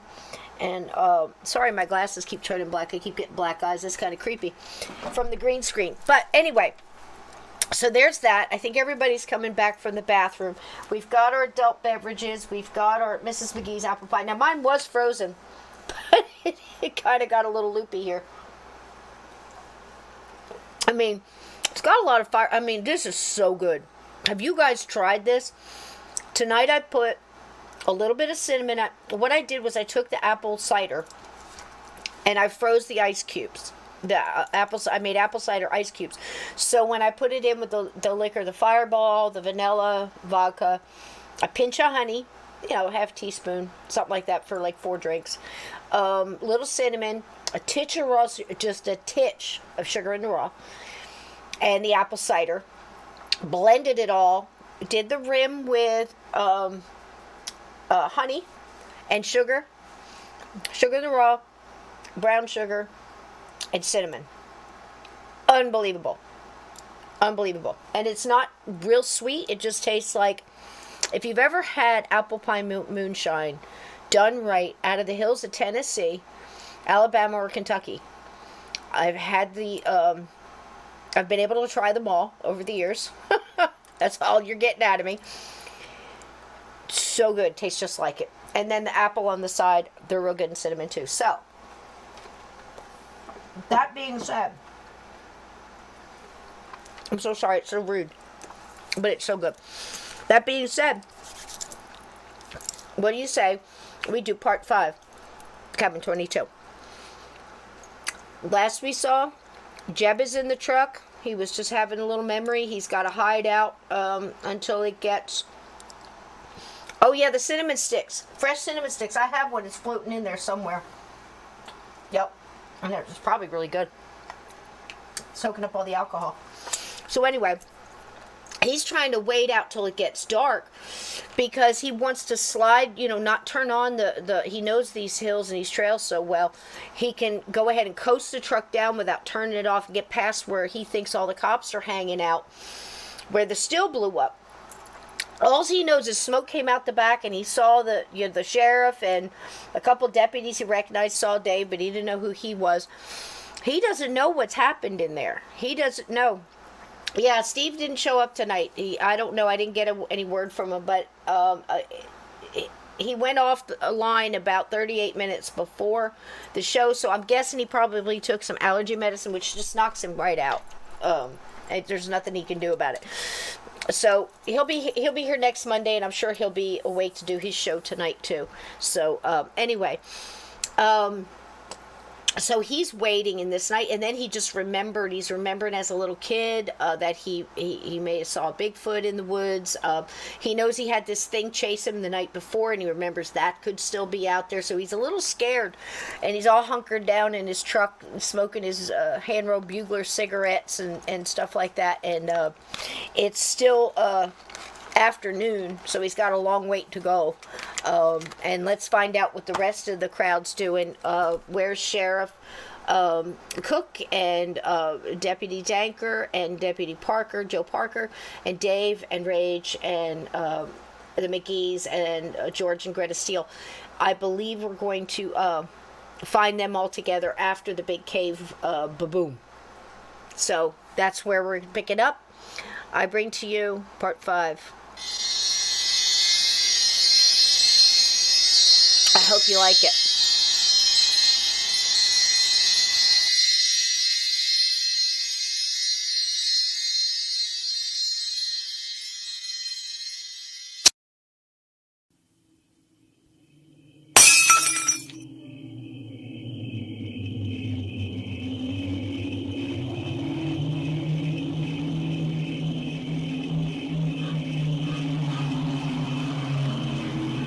Watch the video on this one. It gets just a little bit better. Visually, I mean.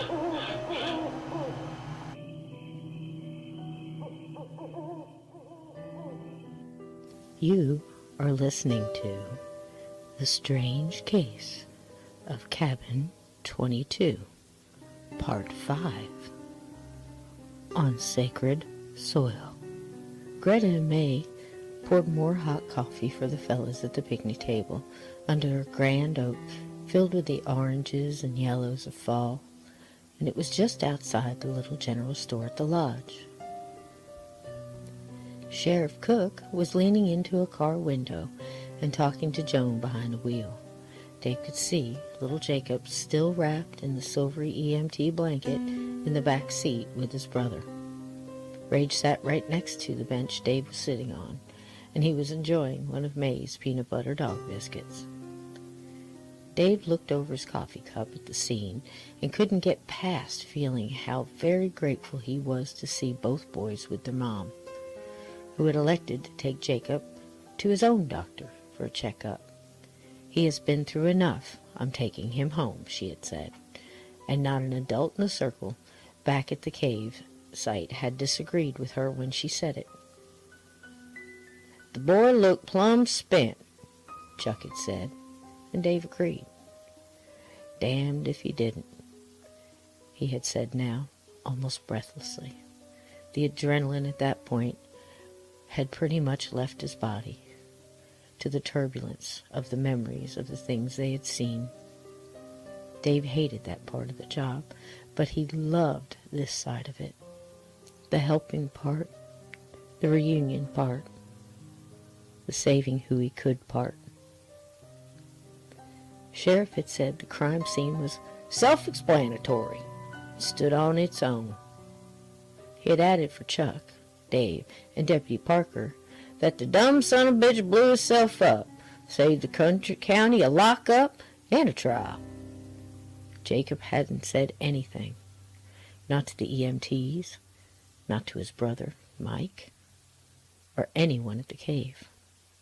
When Dave carried him down the mountain, Jacob had just put his little arms tight around Dave's neck and whispered, "She tried to take me with her. She tried to take me with her."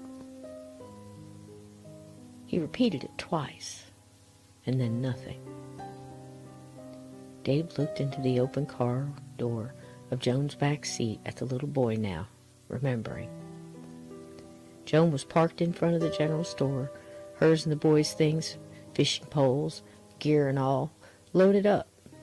Greta and May had packed up the little family's things. "Quicker now, Spit," Chuck had joked. Dave wasn't sure how fast that was, but their stuff was in Joan's car before they all got back down from the mountain to Hugs and all the hot coffee and pie anyone could want.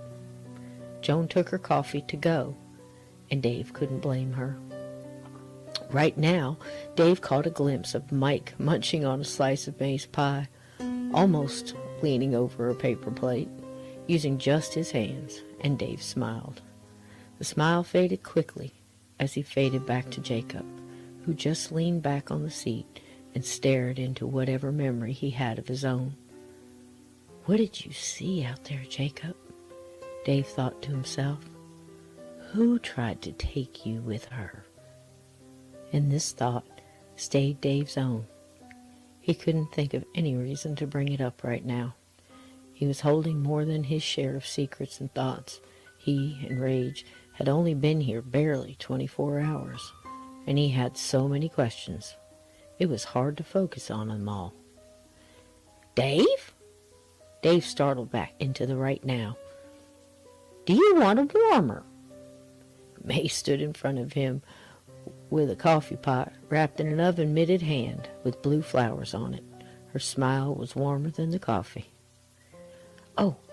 Sorry, May. Yes, please," he said, and held out his cup, and she filled it. "You okay, Dave? You look a bit peaked." Yes, ma'am. Just glad the boy is okay is all. Could have been a lot worse." "You boys saw some awful things out there," Charles said. "I hope that little guy didn't see it too," she added.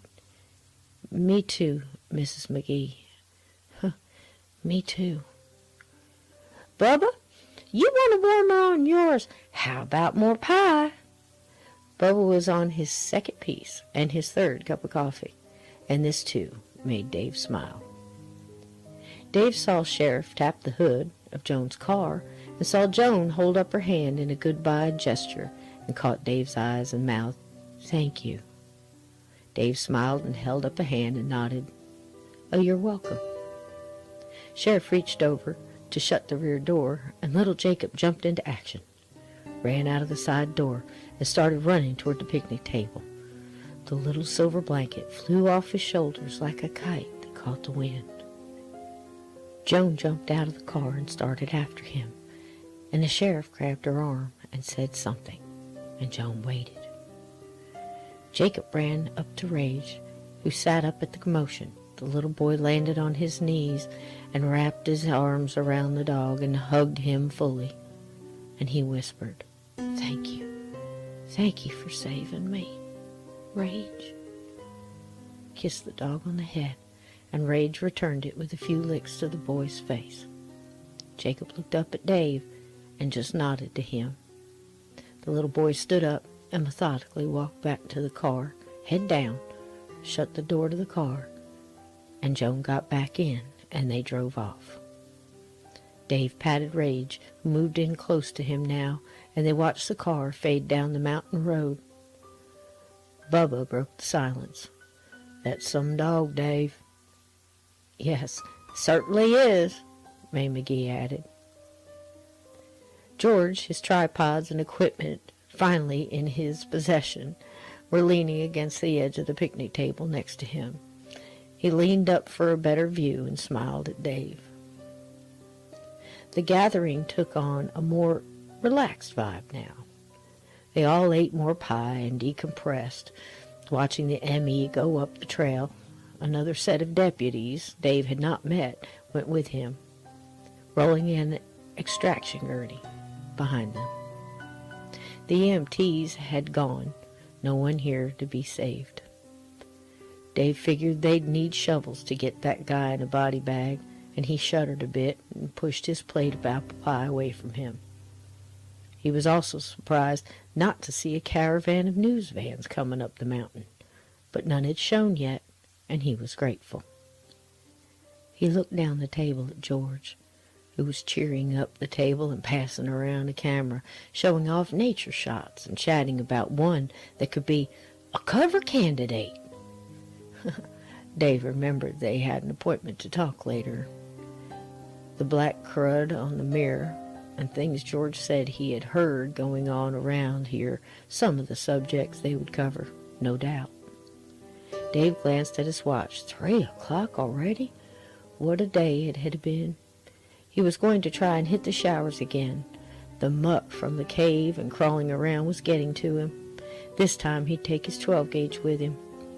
He was tired of surprises, and after handshakes and "so glad you were here's" were passed around, Dave gathered up his fishing gear that never saw water that day, and he had set the worms free, and Deputy Joe had laughed at that and made fun of him a little. He and the hero dog of the day, Rage, went back to the cabin 22, gathered his stuff for his second shower today, and thought of getting back to reading, maybe a steak for Rage, and many beers for David. While Dave was taking another shower, without incident this time, Sheriff Cook and Chuck McGee finalized things around the incident that day. The cave would be boarded up by his deputies, and the investigation into the shiners would be continued, but quiet. The state sent a few of their own men up to the cave to have a look around and to help oversee the issue. Chuck knew from experience that Skeeter Davis hung around with Jeb down at the garage quite a bit. They both lived in this area most of their lives, and it was no secret there had always been a rumor of Ezra Perkins being a shiner, but no one could ever catch him at it. Sheriff would head down there to the old garage and get a look round, the sheriff had said, and see if Tater was down there too. See if he knows anything. Chuck leaned on Sheriff's car and looked at the Ziploc bags lying on its hood. Skeeter Davis's face peeked out from inside the bag and smiled up at Chuck through red streaks made by his own blood. Chuck shivered at that and looked at the watch now, also streaked in red.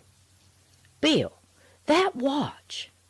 He leaned in and pointed at the gold pocket watch in the plastic bag next to the wallet. "Can you open that without taking it out?" Chuck asked the sheriff. "Sure, Chuck. I can do better than that." Bill Cook reached into his pocket and pulled out a rubber glove, slipped it on, and reached into the bag and pulled out the pocket watch. "Can you open that?" "Why, sure," Bill said as he popped the little button on the top, and it played a little tune.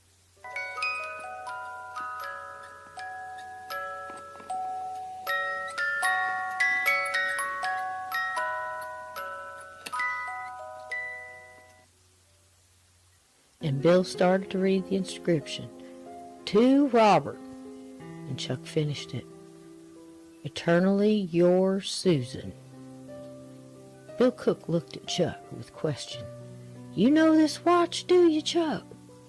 Chuck nodded and took off his hat, ran a hand across his forehead and said, "That there's old Bob's watch, Bill. He never let it out of his sight. It meant the world to him.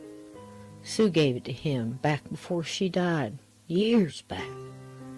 Sometimes I'd see him just sitting on a rock by the river there. He'd be listening to that little song and staring off into the woods. That's Bob's watch for sure. What would a no-account like Skeet Davis be doing with that, Bill?" Sheriff closed the watch gently placed it back in the bag. "Well, I'm just going to have to find that out, Chuck. You call me directly if you hear anything or think of anything else." "I sure will, Chuck." And Sheriff Bill got into his car to leave. "Bill, you think that little shit had something to do with old Bill drowning, do you?" "I don't know, Chuck. Sure can't rule it out, though. We'll get to the bottom of it. Keep people away from that scene. And hold on to the cabins tight tonight. Darn kids will be stirring up stuff all weekend." Chuck laughed. "Every year, Sheriff, every year." Chuck hit the hood and waved off his friend and turned back to getting things back to a low rumble around the cabins.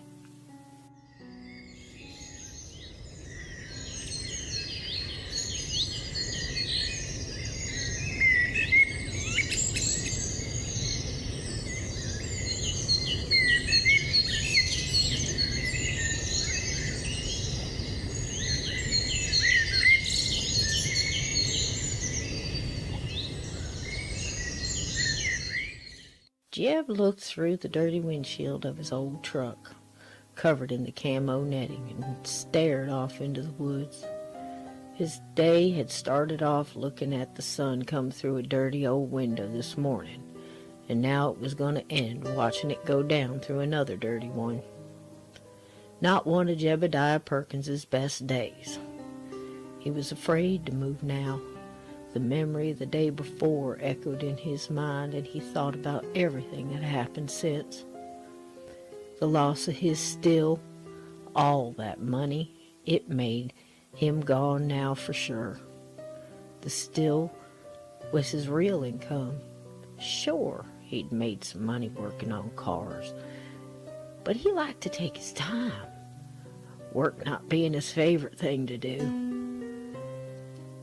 He made jack shit on parts, and labor drawn out like he liked to just barely covered the rent on that old place. It was a good front, though, close to Sally and his real money.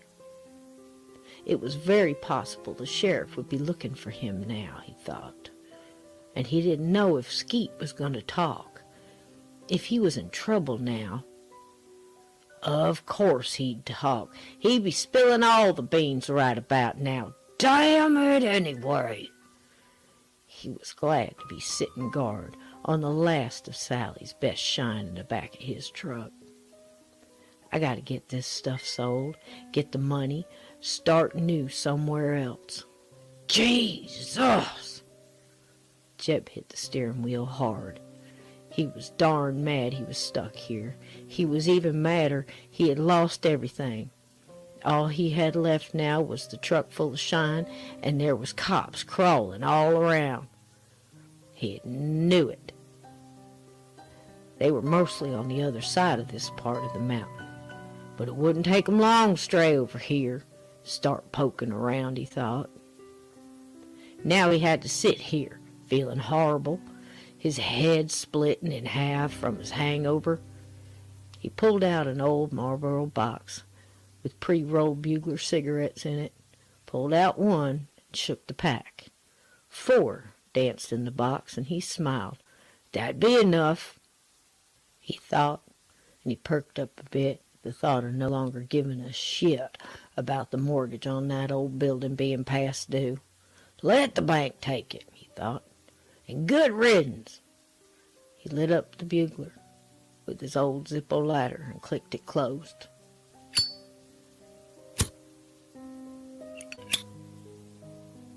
This, too, had his daddy's EEP initials inscribed into the front of it, just like the flask he had emptied the night before.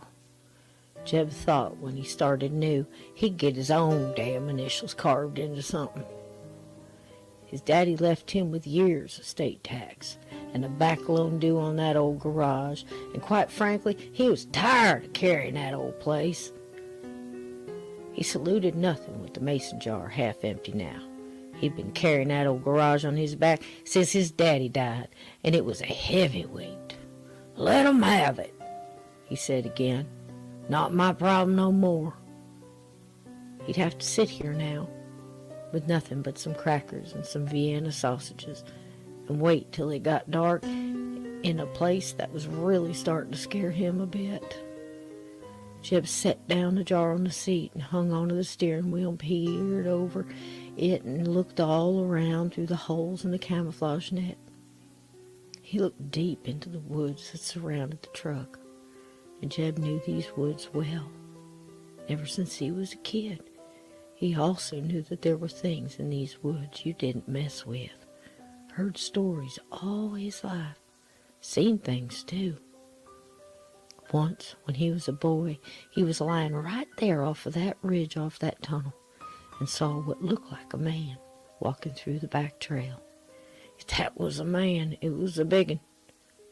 He took a long drag off the bugler, and he remembered.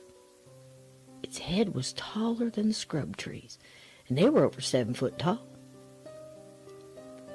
At first he had thought it was a bear, but a better look through the breaks in the trees told him that weren't no bear.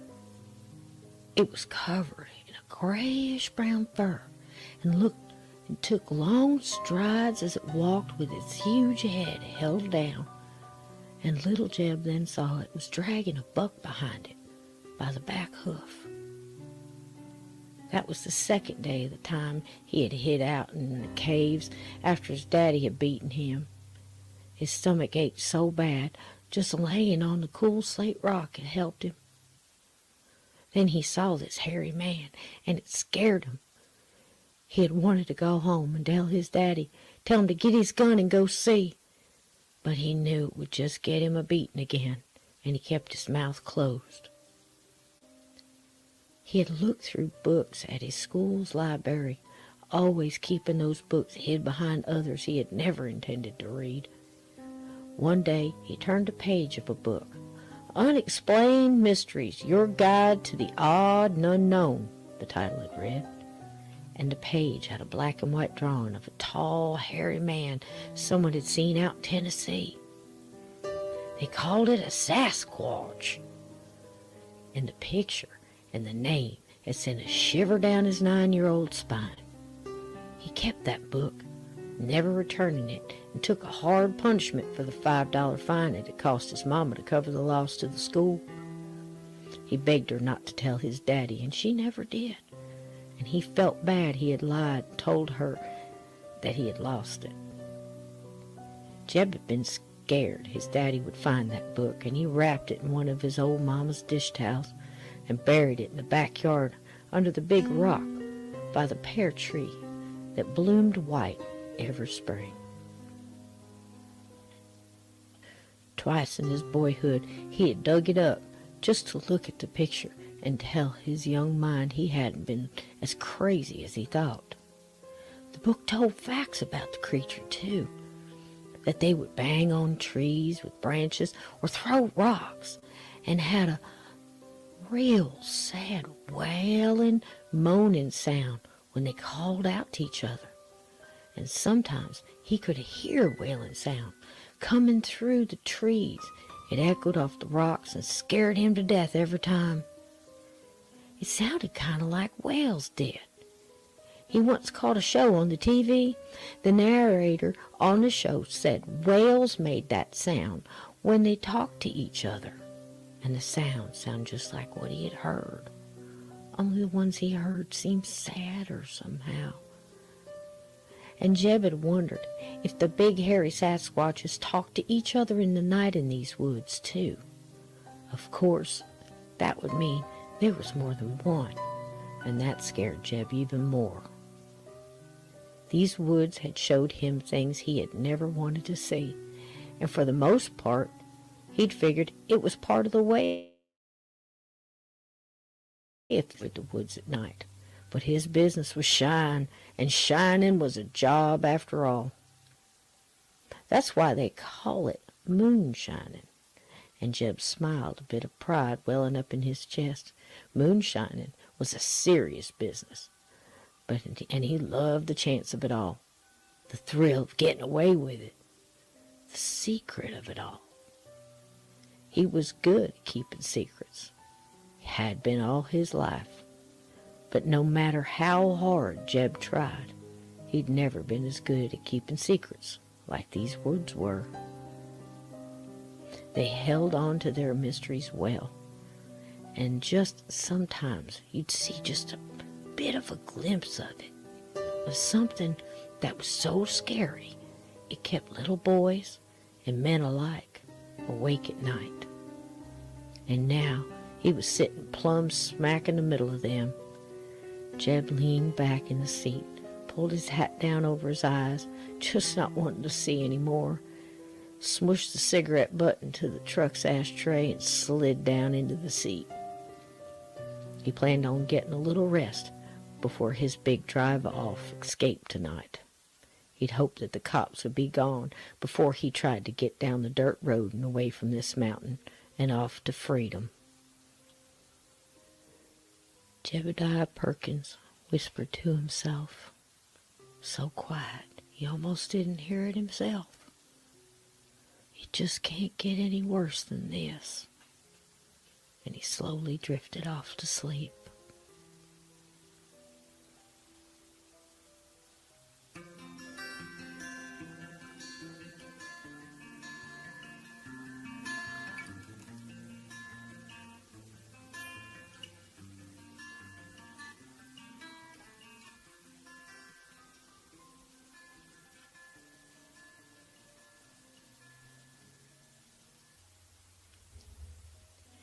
Sheriff Cook leaned on the workbench on one elbow, drinking a bottle of Stewart's root beer. It was cold, and its brown glass took on just a bit of frost when he had pulled it out of the old cooler into the hotter than normal October sunlight. It had just the right of sweetness to it, too. The vending machine outside of Perkins' garage was an old one, the kind that you could put the money in the side slot and just lift the top off the old cooler, reach down into the cool space, and pull out an ice-cold cola. Of course, round here, that could be a bottle of Coca-Cola, a Sprite, a Grape Knee-High, or Stewart's root beer. People just said cola or diet for soda and went on to the specifics from there. Bill Cook could remember way before he was sheriff, way before he was ever a deputy, way before he ever graduated high school, played football, or kissed a girl. Way back when he was just a boy. He'd come up here with his daddy when Ezra Perkins ran this garage. His dad never liked Ezra Perkins, but he knew a lot about Ford Mustangs, and his daddy had one. And he had a way with getting their engines to run smooth, as Daddy had said. Back then, his dad would flip Billy a quarter, and he'd go out there, get the old wood crate, stand up on it, and pull a bottle of Coca-Cola out of the cold cooler. On a hot day, he'd linger there, his top half leaning in the coolness of the box. He got yelled at more than once by that old Ezra himself for letting out the coal. He could also remember how the green glass bottles looked just like the figure of a woman back then. He'd heard later in life that that's exactly where they got that from. Funny how things are created and how quick things change. Now a bottle was $1.50 if you were lucky, and most of them were plastic. Some of them were still glass, but glass seemed to be going away slowly but surely, and the dispensing mechanism of that old vending machine had to be pulled out a long time ago. But that old machine kept things cold enough. Its bright blue and red Pepsi logo now faded to a powder blue and pink on the side of the big machine. Now there was an old coffee can wired to the bottle opener on the side of it to drop your money in. But nothing had changed about the feeling of the cold air in that big box, except for sure, Sheriff Cook's size.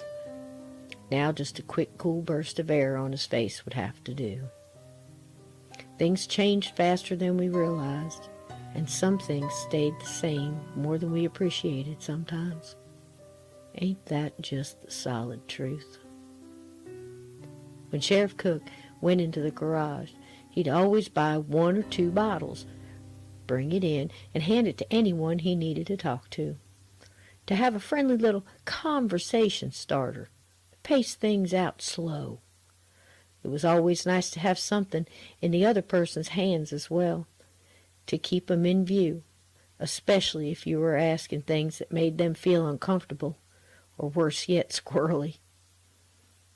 It helped to keep an eye on things, an icebreaker, so to speak. One time, back in the day, he was grateful for the very first time for the glass bottles giving way to the plastic ones. He was up here as a deputy with then Sheriff Cassidy. After he himself had handed old Ezra Perkins a Coca-Cola, old Ezra didn't like a question that the sheriff had asked him, and chucked that Coca-Cola bottle right at Sheriff Cassidy's head, knocked his hat clean off, and clipped his right eye. If that had been a glass bottle, Sheriff Cassidy would have needed a couple of stitches that day.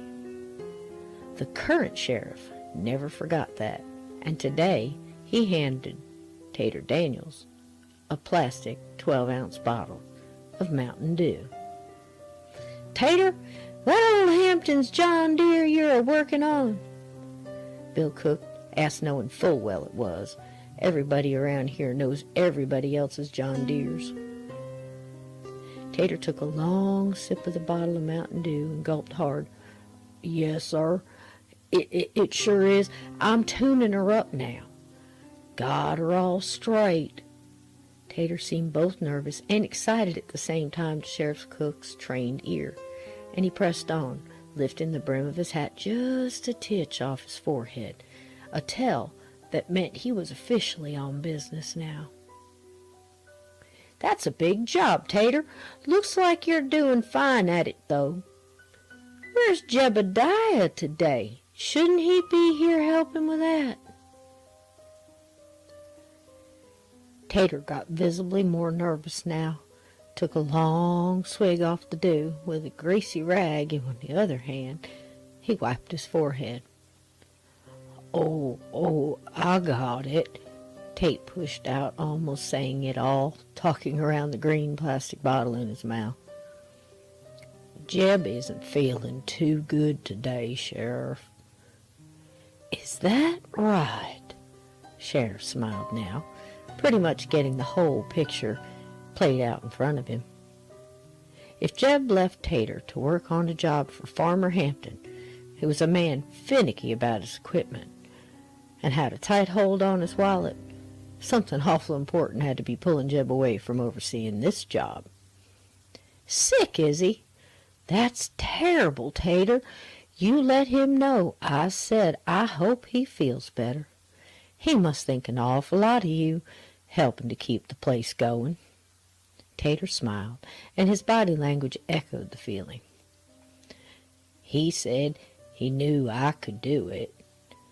He's my friend." Tater smiled again. "I'm sure you have more friends than you know up here, Tater Daniels. You should know that," Sheriff added. Tater thought and looked down. Cook noticed that. Not too much passed by Sheriff Cook. "You do know that, Tater, right?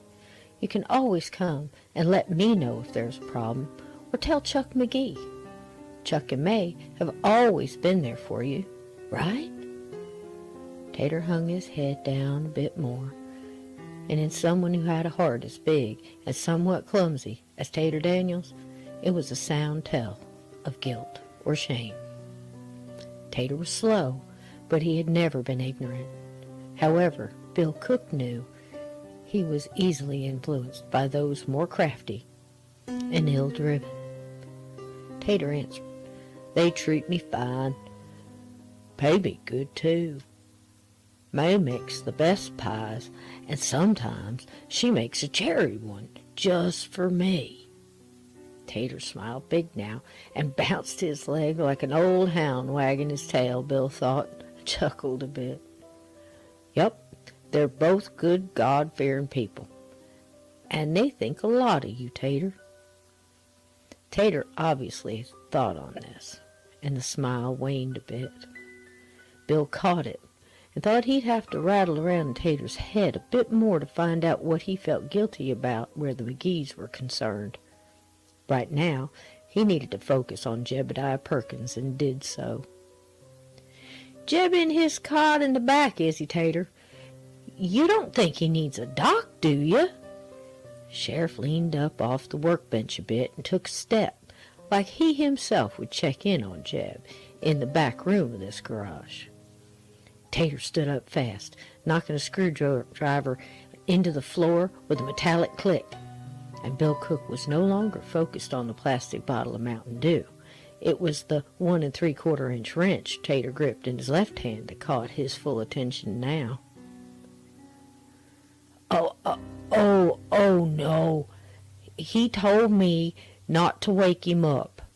No new calls today. No new business today. He said, he made it clear he did. He's feeling real punk, Sheriff. Been puking all night, he has. Can't keep nothing down." Sheriff Cook pulled his tan Stratton cowboy hat down over one eye. His signal, his business was pretty much concluded here. "Well, that sounds just awful, Tater. Must have got a hold of some food poisoning." He leaned back on the workbench to help settle Tater a little bit. "Or was he a bit too far in the bottle, do you think?" Tater looked down and thought a moment, and satisfied with an answer, he offered it. I think you're right, Sheriff. Got a hold of something bad he ate. Probably that potted meat we shared yesterday.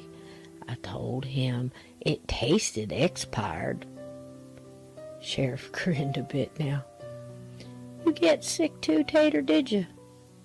Sheriff asked, feeling like a man on the control end of a fishing pole, just jiggling the tip enough to wiggle the bait just right.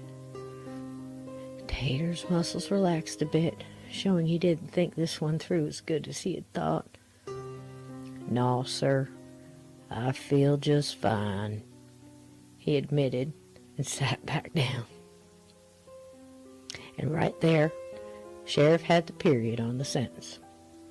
He tossed the bottle of root beer back, finished it, and made a clean shot into the old metal garbage can halfway across the room. It made a loud metal-edged bang when the glass bottle hit, and Bill Cook cocked one eye past Tater at the back room door that led to where Jeb's makeshift bedroom was, and listened for the squeaky springs on the old cot, or a resounding, "Shut the hell up out there, Tate!" But nothing came. Sheriff Cook didn't think it would.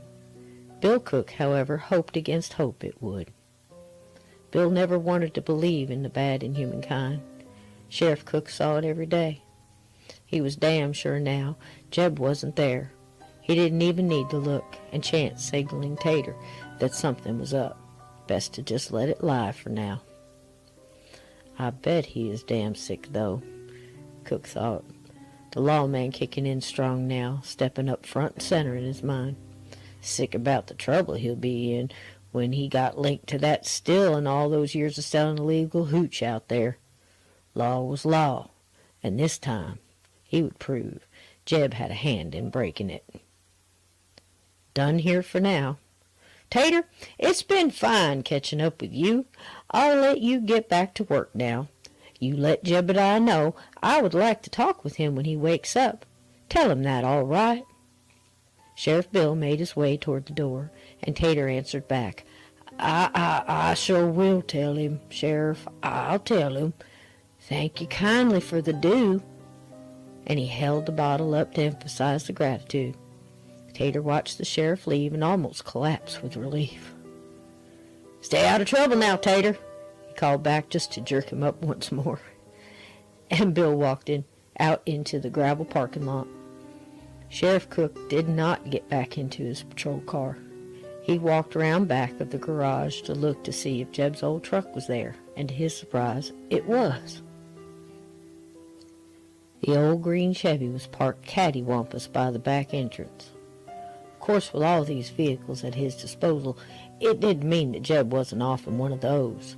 But there was something else that got Sheriff Cook's attention, something funny about the side of this beautiful old truck. There were huge gashes along the passenger side that went from the side door all the way down and across to the wheel well in the back of the truck. Sheriff Cook walked up to get a better look to see if maybe Jeb got in an accident of some sort, and maybe that's what was keeping him holed up in his cot all day. Maybe he was hurt and down at old Doc Clemens, or maybe at the ER. This didn't look like an accident, though. It looked like maybe he got too close to a branch along the wood line up one of the back roads. Probably drunk, he thought, and lifted up his hat mindlessly. Closer inspection showed him it didn't look like that at all. This looked like claw marks. Claws that seemed at least 3 times the size of his own hand. Cook had big hands for any man, and he laid his hand up against the door, took out his old flip phone, and snapped a few pictures. It truly was at least 3 times the size of his own hand for sure. Sheriff Cook looked down, and he knew that was trouble. What kind, he wasn't sure. A bear, maybe? Something else he had to look into now, and he headed back to his cruiser. Sheriff thought long and hard on the way down the mountain. There had been a lot going on that day, and he had a lot to sort out. He would call Chuck McGee when he got to the office, let him know to be on the lookout for a rogue and angry bear, or anything rogue and angry tonight. Tonight, after all, was Hell Night, and it was off to a great start. Used to be, when he was a boy, it was called Mischief Night. Just kids throwing eggs at cars, or soap in windows, or TPing their teacher's yard. That was the norm when he was a kid. Now, as a police officer, it was pure hell for him and his staff, and it was just getting started.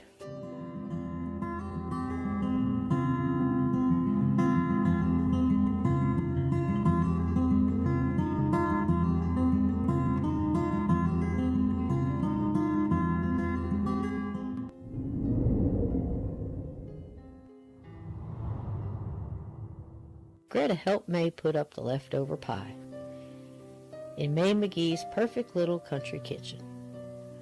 Greta scraped pie crust and left behind pecans and chunks of apple onto a plastic platter May had set there for scraps, May had said. Greta had known for years nothing went to waste around May. There's always a creature outside that'd be glad to have it, she had heard May say more than once. They made small talk as she went through the paper plates and scraped them off and tossed them in the trash. May wrapped up 2 pieces of her best pecan for Greta to take back to the cabin with her and George. Those sure were beautiful pictures George got this morning. He has a right good shot at the cover this year, Greta. Greta smiled. Either way, he has a place for them on the wall at his office at home. She has always been proud and positive where George's hobbies were concerned. Nice to see some beauty come out of that horror today. It's a blessing Anna Mae and Bert Davis aren't alive to see such an end to their son. Greta nodded and understood. He'd always been hard on his mama's heart growing up.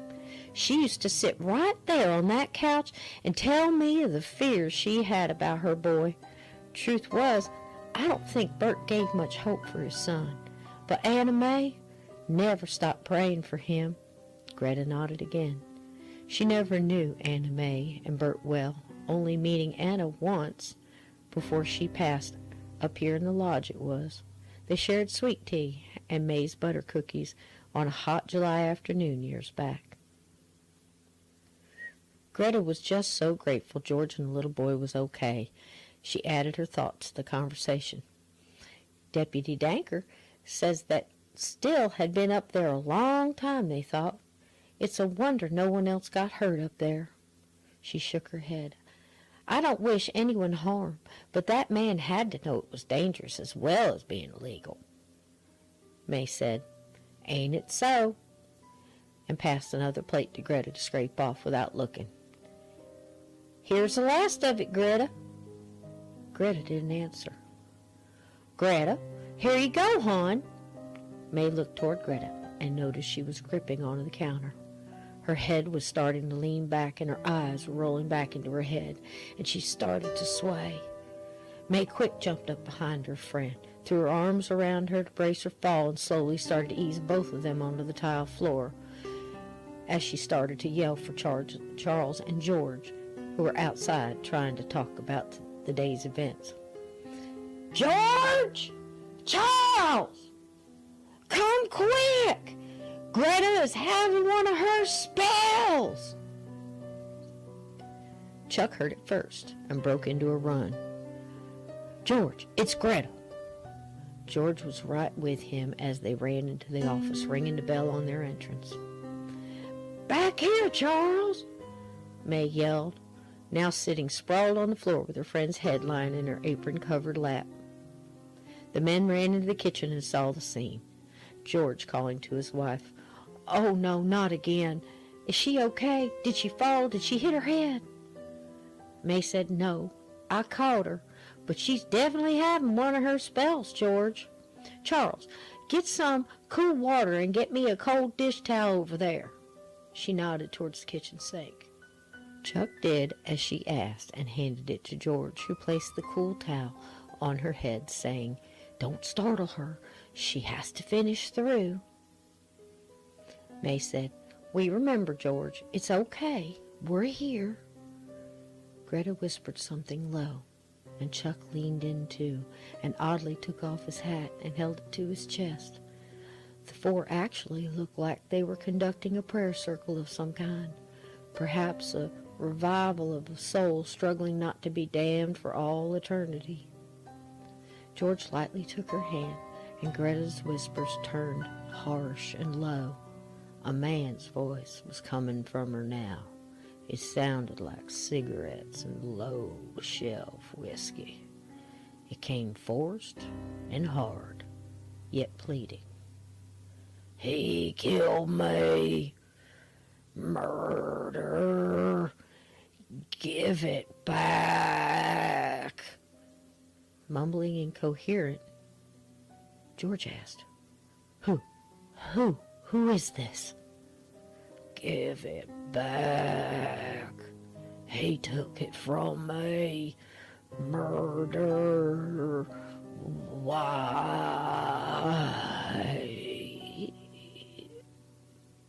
Came the same voice again.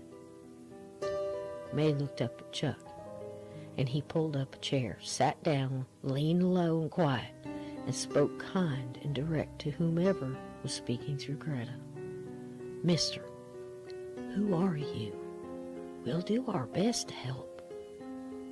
Give it back. What did he take? Chuck edged on. Suzanne. He took my Suzanne. Chuck's eyes were the first to widen in surprise, followed by May, then George, a surprise round robin, so to speak. May covered her mouth with her hand, and Chuck continued to be the speaker of the group. Bob, is that you? He gripped his hat tighter and leaned in a little more. Greta's body lurched a bit, and her head shook a yes, as best as it could cradling May's apron. Oh, Bob, Chuck answered as his heart sank a bit. We are so sorry. Who, Bob? Who did this to you? Chuck asked the question, but had a darn good idea. He just didn't want to say it now, not without further information from the sheriff. Greta's lips were forming words, but no sound came from them. Chuck scooted his chair closer, his bad back only allowing him so much distance. "Bob," he repeated, "who did this to you?" Greta's hand pulled from George's gentle grip, and in one motion grabbed a handful of Chuck's red checked flannel shirt and pulled herself to a perfect sit-up and wound up inches from Chuck McGee's face. Chuck's eyebrows went so far up his forehead they almost touched his hairline. Greta's eyes rolled down to meet his, and for a moment he felt he was looking into the eyes of a man he had seen lowered into the ground at the Seven Pines Southern Baptist Cemetery just months ago. A small, surprised burst of air came from Chuck's throat, and his dead friend inside Greta spoke again. "Murder! Danger! Rugaroo!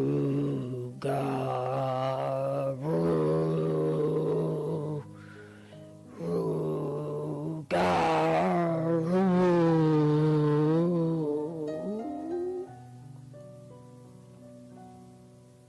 Greta let go and collapsed back onto May's lap as fast as she had sat up.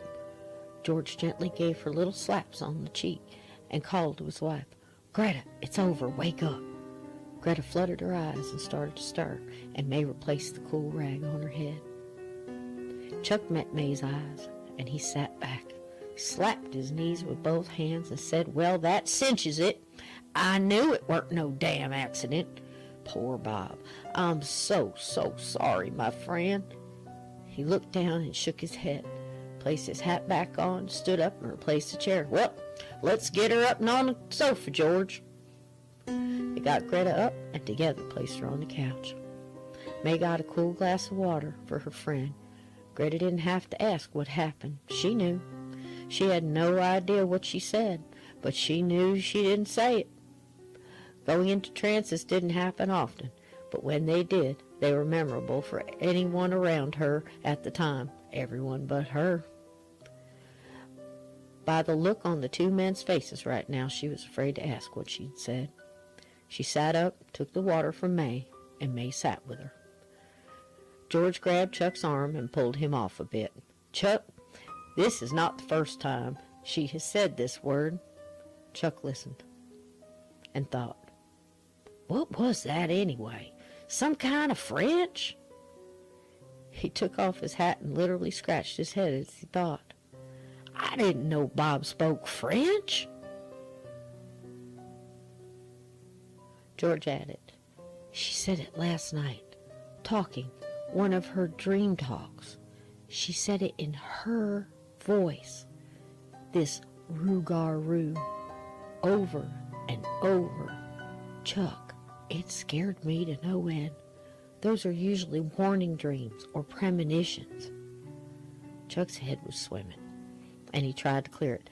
"I don't like it, George, but I'm going to get to the bottom of it. We have got help coming for tonight and tomorrow. Let's all just stay close till we get a handle on what in the tarnation is going on round here. I got a couple of stadies up at the explosion site. 2 of my men will be pulling all-nighters out on the trails. They should be showing up any time. I'm closing these trails down early tonight. Enough is enough for one day. Word of this still blowing up, and skeet blown to all hell with it, gets out with all the rumors on top of things. Tonight will be a 3-ring circus with clowns in charge." Ting, ting. The door to the front office opened, and Chuck looked toward it. There stood a young girl with hot pink hair and a ponytail on top of her head that looked like a fountain of cotton candy. She had on bright purple pants and a black T-shirt that had GHOST in white big letters written across the front of her T-shirt. And coming in behind her, walking backwards, was a boy so skinny and tall he looked like one of those happy men outside of the Dixie Automotive in town. The ones with the air that blew its arms over its head and bent 'em over and up with an oddly happy face plastered on it. The young man was taking picture after picture as he walked, with a 35mm camera around his neck that got George's attention right away. Not paying attention to where he was going, he stumbled in past the girl and nearly knocking her down. She laughed and said, "Billy Ray, you be careful now," and blew a bubble with her gum that was as pink as her hair, and it popped with a crack, and she giggled again and sucked it back into her face like a magician's scarf trick. They both laughed, and he, too, had the t-shirt that matched the girl's. The young man held out his hand to George. "Hello, I'm Will Dunn." He looked over to the girl. "We're the Dunns." "That's my sister Carney." "Have 2 cabins for the weekend? My Aunt Rose and my uncle are coming right behind us." George shook his hand, smiled wide, and pointed to Chuck. "Pleased to meet you. That's the man you want right there." Chuck raised an eyebrow and called over to May. "May!"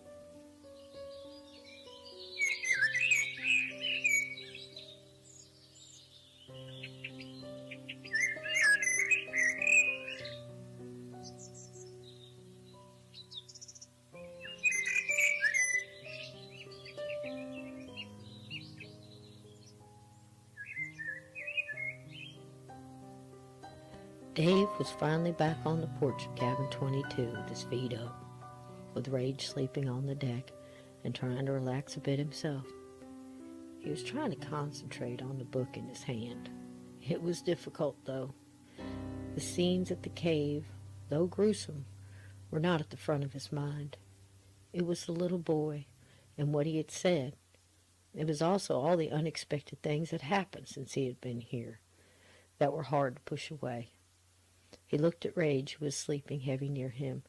He was one hell of a dog and a hell of a friend. But Dave wished he could ask him what went on in that tunnel with Jacob. Dave took a long slip of cola he had grabbed from the store before making his way back here.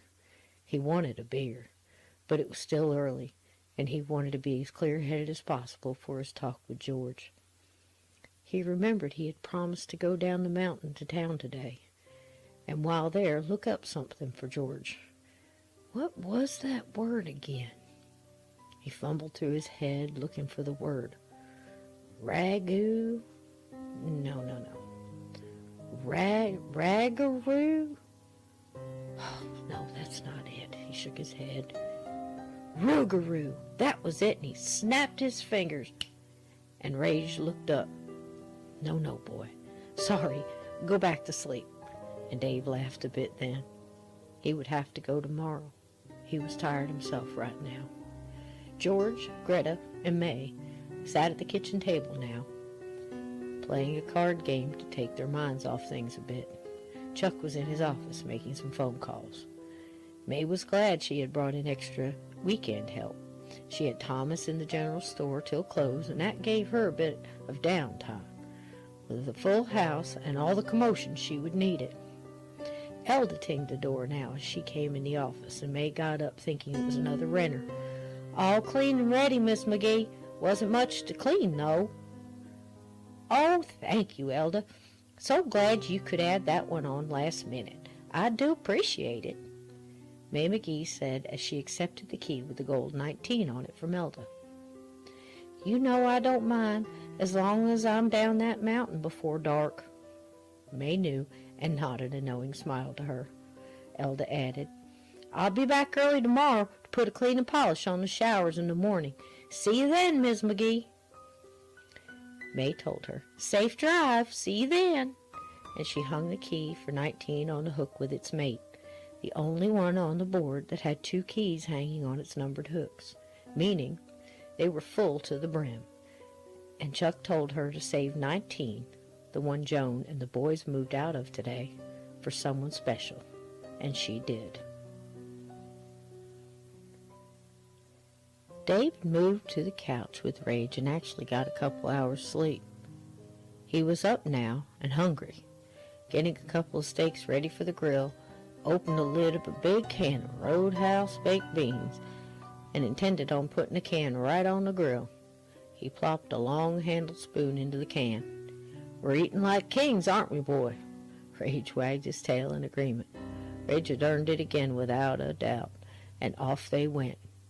Dave balancing the plates of steaks, a huge grill fork in one hand, a beer, and the can of beans in the other. He about had the back door pulled open, using some fancy footwork, when there was a knock at the door. Rage barked once, and Dave said, "I don't know, boy. Let's go see." Dave set everything back down on the counter, and they both went to the door. He thought it may be George. It wasn't. Dave stood there, staring at a man on his cabin's front porch for what seemed like a long minute. The tall, dark-haired man looked familiar, but he couldn't place him right off. The man smiled and held up a six of Yingling lagers and smiled a bright smile. "Thought you might be needing one of these tonight." All at once it came to Dave. "Joe, what the heck? Yeah, sure could. Come on in." Rage was glad to see Deputy Parker, and civilian clothes or not, Rage recognized him right off. "Hey, Rage, how you doing, buddy?" Rage greeted him like an old friend, even though he had just met him that morning. "What brings you back here tonight? After today, I'd figure you were knocked out by now." He took the beer from Parker and motioned him to a stool at the island counter. "I was scheduled a couple days off. Sheriff wasn't feeling good about leaving things as they were today. With tonight being Hell Night, too, we were stretched thin at the station, so I volunteered to spend a couple nights here, to officially keep an eye on things, unofficially.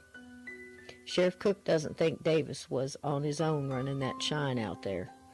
Wanted somebody close from our station just in case. There are a couple state boys up around the cave area. McGee's donated a cabin for me, so here I am. I'm in 19 and thought I'd let you know where I was, you being the only other person up here at least trained with the SARS. And well, unofficially, you're here for another week." Dave was honestly glad to hear it. He wasn't settled with the things ending completely today either. He didn't know these people well, but from what he had seen, he was grateful to have another trained eye out here. "Damn glad. Looks like we both got gypped on our days off." Dave held up one of the cold beers, and Joe nodded. "Just one, unofficially on duty." Dave laughed and handed Joe one. "I know the feeling," and popped two more in the little fridge. "Hey, are you hungry?" and pointed to the steaks, and Deputy held up a hand. "Oh, no, I didn't mean to intrude." Joe saw the two rare steaks and looked around. Maybe there was someone else there. Dave caught the look and pointed down at Rage and smiled. "He likes his medium rare. How do you like yours?" As he pulled another steak out of the little fridge and held it up, Joe smiled. "Medium. My wife tells me to cut down on the red meat, but I just can't do it." Dave grabbed the plate with 3 steaks on it now and said, "Hear that, Rage? Steak!" All 3 guys went out to the back porch grill, and Dave asked Joe, "Hell Night, huh? I hadn't even thought of it being Halloween tomorrow." "Yup, All Hallows Eve, when ghouls and ghosties come out to dance." And Joe laughed. "You know, that's just not as funny as it should be, Joe," Dave replied. He was glad Joe was here, and he definitely had a couple things he wanted his opinion on. "I have a couple questions, if you don't mind." Dave eased in careful. "Fire away," Joe said, and lifted a salute with his beer. Dave smiled as he threw the first steak on and moved it around with a huge fork. "How are you with the weird and woo-woo stuff?" "Officially, it depends on the evidence and the facts," Deputy Joe grinned. "Unofficially, I have definitely seen some shit." "Me too. Quite a bit here lately." The 2 men talked quite a while and took turns on exchanging exclamations like, "Oh man, that's nuts," or "How do you explain that?" When Dave told him about the figure in the window, Joe looked down off the railing from the porch and to each side. Highly unlikely someone could do that jump without a cable. Getting away without any noise? Not happening. Dave agreed. Deputy Joe even went in and looked at the mirror. The black goo message was still there, right down to the smudged E. When he came back to the conversation, he made a note for them to check on who had keys to the cabin, and all the logical explanations, of course. Joe added a bit of trusted information. There has always been quite a bit of talk about the woods around here being haunted. That goes back years, I've been told. It has gotten progressively worse this season. Things happen up here. A lot of people I trust can't explain. I was told Chuck McGee swears it's all nonsense. A non-believer, quote unquote, Dave said. Sure, I can understand that. He and May do their best to shut down the hype. It brings looky-loos and investigators, and the phone rings off the hook. So Chuck pretends he has never heard of such nonsense. I can tell you this, that man knows more about the supernatural than you'd believe. Well, no kidding. Dave was a bit surprised. Sure, it's one of the reasons I'm here tonight. Hell Night gets crazy in town. Chuck McGee tries to keep those who are up here safe and enjoying their vacations without people stirring up things or asking if they've seen anything going on. Trails close at dusk, and he keeps a few friends on four-wheelers out there. Had some trouble last year with a group of college kids. Man, they brought a goat up here to sacrifice in one of the caves. They stole it from a rival college, they did. Had red paint, no stars on the cave walls, you name it. Chuck and his buddy caught 'em, though. Right after they were charged to the fullest extent of the law, Sheriff Cook made 'em come out here and scrub every bit of that paint off, too, along with all the fines they had to pay. May still got the goat somewhere around the lodge. Joe toasted to that with the last of his beer, and Dave laughed. That shower thing, though, that's strange. I gotta get Chuck on that. He really tries to keep a tight lid, like I said, on this place, but something like that Chuck isn't going to be happy about at all, Deputy Joe said, and made a mental note. Dave actually felt better now. At least they could all talk this out. I'm supposed to meet up with George Steele tonight around, and he wanted to tell me. I'm sure him telling me to keep it down on the down low from Chuck was just keeping in Chuck's wishes. Joe nodded. I just might join you if you don't mind. George has always been a straightforward guy. He has been here a few times when I've had to be here for disturbances and the like. Sure, please do. The more minds on this, the better. George held up his bottle and asked if Dave had any bottled water. If not, he had some in his cabin. Dave flipped a steak on the plastic plate and said sure. Not cold, though. It's in there on the counter. Help yourself. Hey, grab us some silverware out of the drawer, too, will you? He called to Joe as he walked out of view into the kitchen. Here you go, Rage. You're up first. Rage was all ears and tail wag, and he didn't need any more prompting. Dave set the plate down and patted his buddy's head. Enjoy, buddy.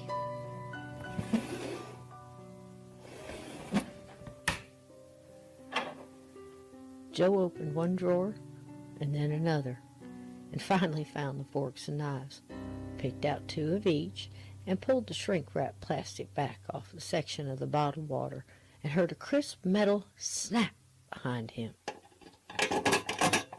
He turned around and looked in that direction. There was nothing he could see that could click like that. He saw Dave leaning into his view through the closed screen door to put down Rage's steak, and he smiled. Great dog, he thought. I should look into getting a dog. That sound again, but this time he saw what made the noise. There was an old green tackle box on the island counter top between him and the porch doorway. He saw one of two lock catches on the tackle box flip open. Joe was trying to process this. Did the spring pop? What could... He stopped right there in mid-thought because the lid slowly lifted in front of his eyes. The lid opened, deliberate and slow, till it yawned out 2 separate trays with an assortment of contents. "Dave," he managed to say, slow and too low for Dave to hear, as an old wooden fishing bobber lifted itself straight up and out of the second tray. It slowly lifted, and then it stopped about 2 feet in midair, and it started to spin. "Dave," not louder this time, but actually lower in volume, as Deputy Joe Parker watched a pretty little green and red bobber and a long-styled navy and red one with most of the paint worn off slowly float up to meet the other, and also started to spin.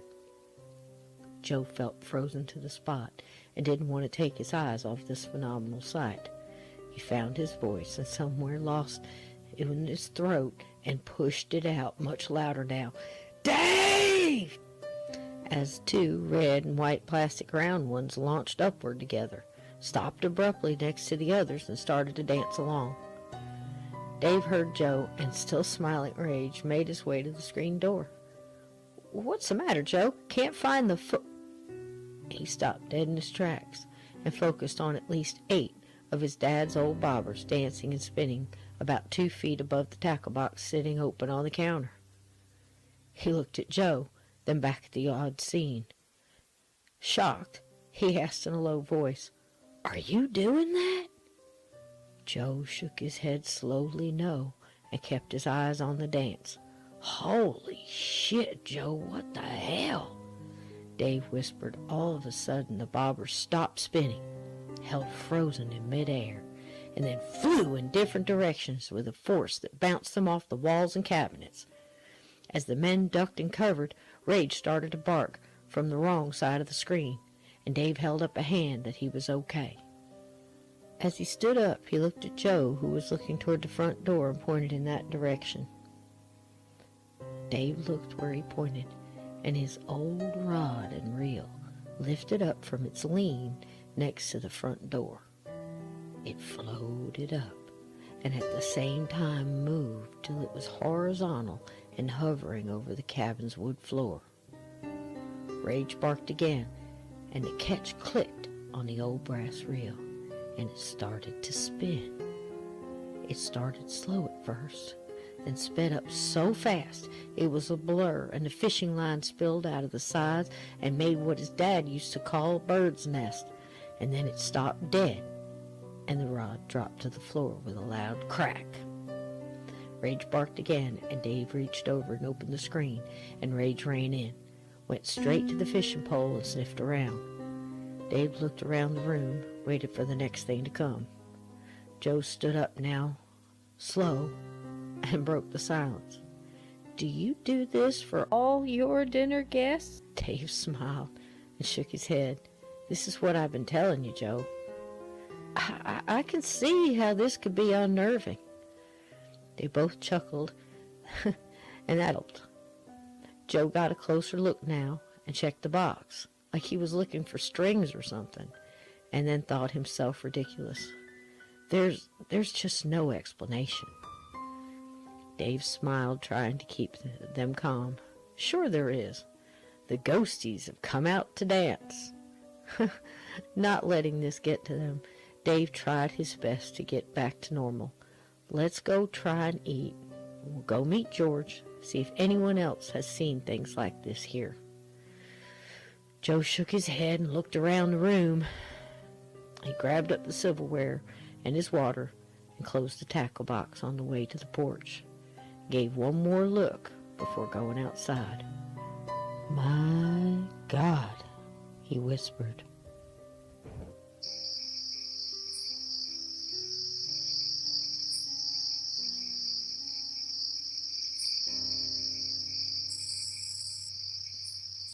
Jeb woke up, his muscles cramping in his neck, and startled himself, recalling all at once where he was. Through the holes in the camo net, he could tell it was starting to get darker now. Just a little while longer, he thought, and I'll get out of here. and never come back to this place. He was feeling closed in, and he reached over and turned down the window and breathed in the air.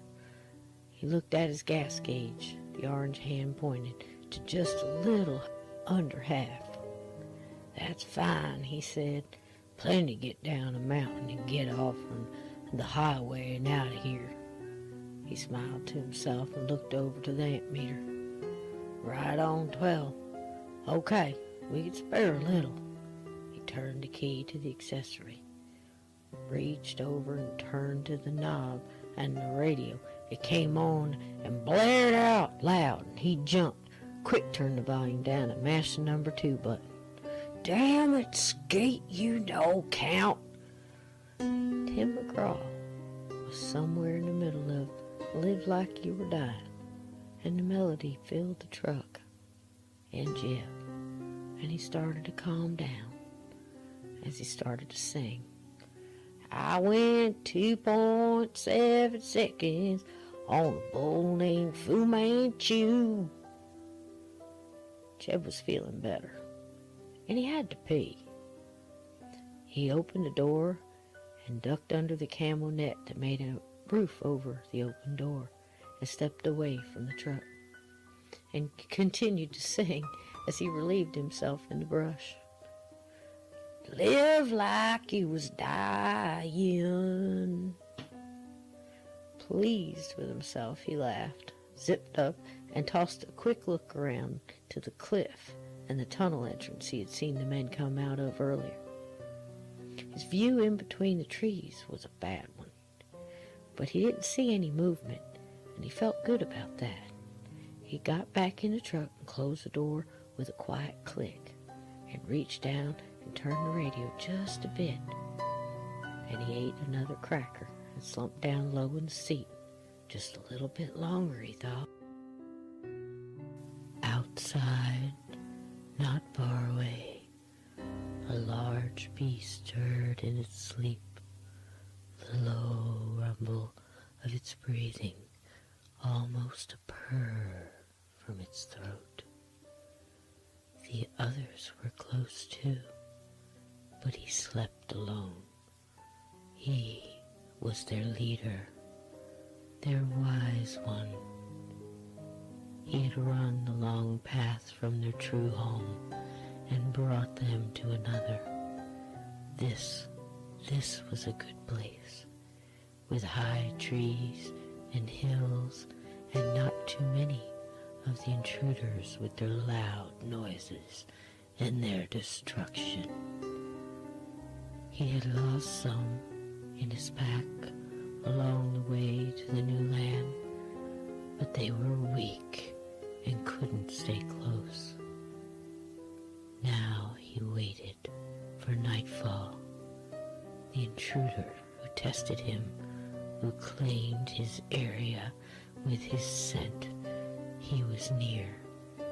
He could smell him lightly on the breeze. If he got the chance, he would not let him slip away this time. He had made him look weak to the others, like he lost his speed. He would not be tested by them. He was their leader, their wise one. No intruder would destroy his place. His thoughts drifted as he circled sleep. A low breeze blew the leaves that shaded his body, and a familiar scent, heavy with the male intruder, filled his nostrils, and a growl formed in his throat, and he opened his eyes.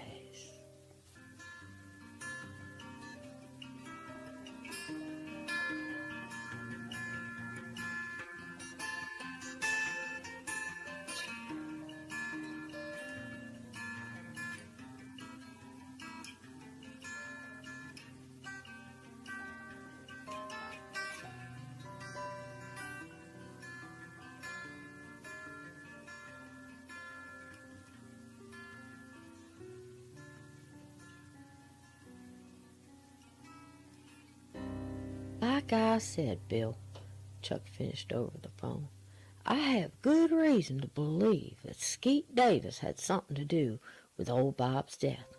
I can't tell you how over the phone, but you gotta keep your eye on it, and I will let you know if I hear anything else. But Bob was murdered, though. Of that I'd bet my right arm on it. If I get any more information, I'll be in contact.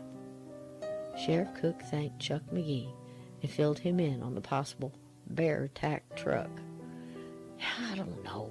It don't sound right unless Jeb was antagonizing something or had food in his truck. Damn big, you say? Bill remembered the size of the claw marks and answered, Hell yeah, they're big.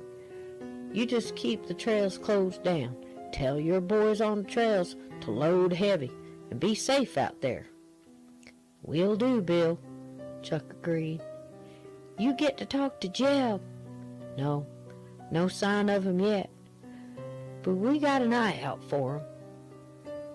Thank you for the loan of Deputy Parker, Bill, and you stay safe out there tonight, too. Chuck hung up the phone, and Fritz, the black Persian, rubbed against the screen and blinked his green eyes at Chuck. And Chuck smiled and pet the cat. Okay, I got work to do now, Fritzy. Come on now. And hit the Google icon on his laptop. The goofy letters popped up with pumpkins for O's and a witch hat on the G. Looked like a snake was the L, and the E poofed and turned into a frog. Did you see that, Fritz? Ain't that just something? Chuck said, not a hater of Halloween by a long shot, but it sure had cost him some right good headaches in the past. Fritz tried to walk over the keyboard, and Chuck picked him up gently and placed him on the floor. Go see if your ma's got something for you, Fritzy. I got work here to do, boy. And he smiled, and almost before he sat up, Fritz was back up on top of the desk rubbing on the screen again. All right, Chuck laughed. But let me type here, and chuckled. Fritz almost always won the battles anyway. Chuck typed RUGAROO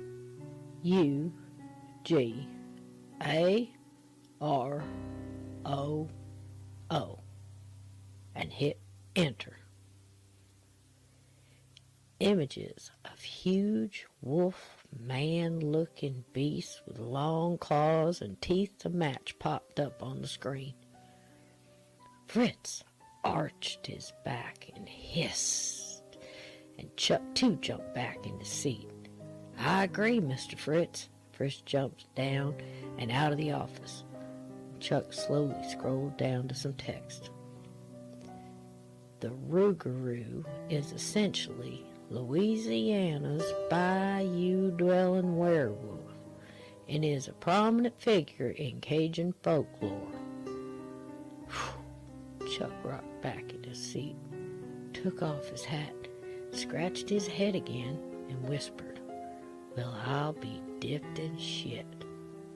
Then got up, opened his office door, and hollered down the hall toward the kitchen. Excuse me, George? Would you like to come in here for a moment, please?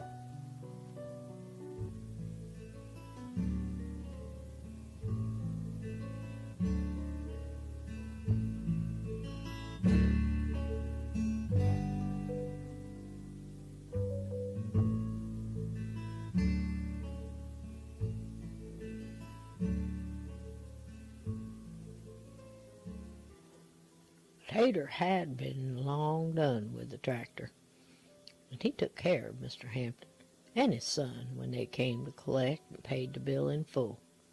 He felt good about having handled it all well, but he still felt bad about a few things. One, he had no idea what was taking Jeb so long. He promised he would not leave Tater here after dark, and it was pretty near that now. Things Tater didn't like happened here after dark, and he wasn't staying much longer. And then there was two. He had not thought of how good the McGees had been to him. He was still sad his daddy didn't count him in on the will when it came to the partnership with Mr. McGee and Mrs. McGee. His dad and Chuck McGee had owned that property together for years, and when he died, Tater had thought he could step in and be partners with Mr. McGee too. That didn't happen, and Tate was right sour over it. He let him pick any cabin he wanted, sure, for his own, and gave him the job as caretaker in charge of all the maintenance and a check every week put right into his account down at the bank. But Tater was a full-grown man and wanted a say in the camping grounds, how she was run, and to make sure the woods and animals were protected and cared for. He never said a word after the will reading. No one would have listened to him anyways. They thought he was dumb or worse, 'cause the lawyer just spoke out the words his daddy wrote, that he was trusted to them, and that meant he was dumb, and his daddy thought so too. Tater was sadder than ever after that.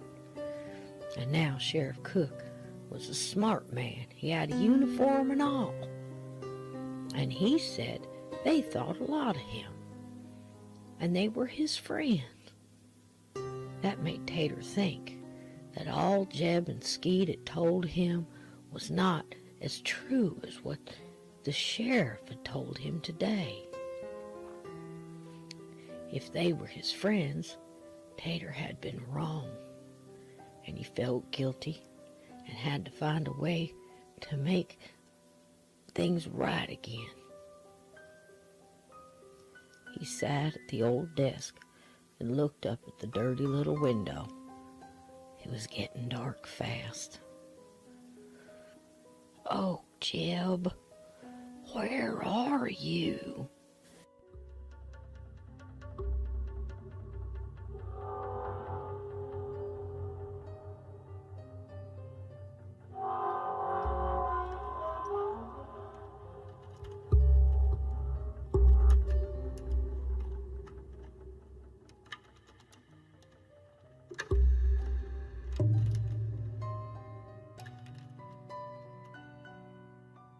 Dave, Rage, and Joe Parker started the walk down to the lodge. It may have been too early to catch George, but they thought they would try. As they walked, the wind caught Joe's button-down shirt, and the side tail flew back a bit. For the first time, Dave noticed the strap to his shoulder holster. Good, he thought. He had left his 12-gauge at the cabin. The campers in number 20 were sitting on the porch carving pumpkins. A middle-aged lady, a man around the same age, 2 teenagers it seemed. The girl had pink hair and a tumble on her head, and waved as they walked by. Dave and Joe waved back, and they continued on to the lodge and some truth.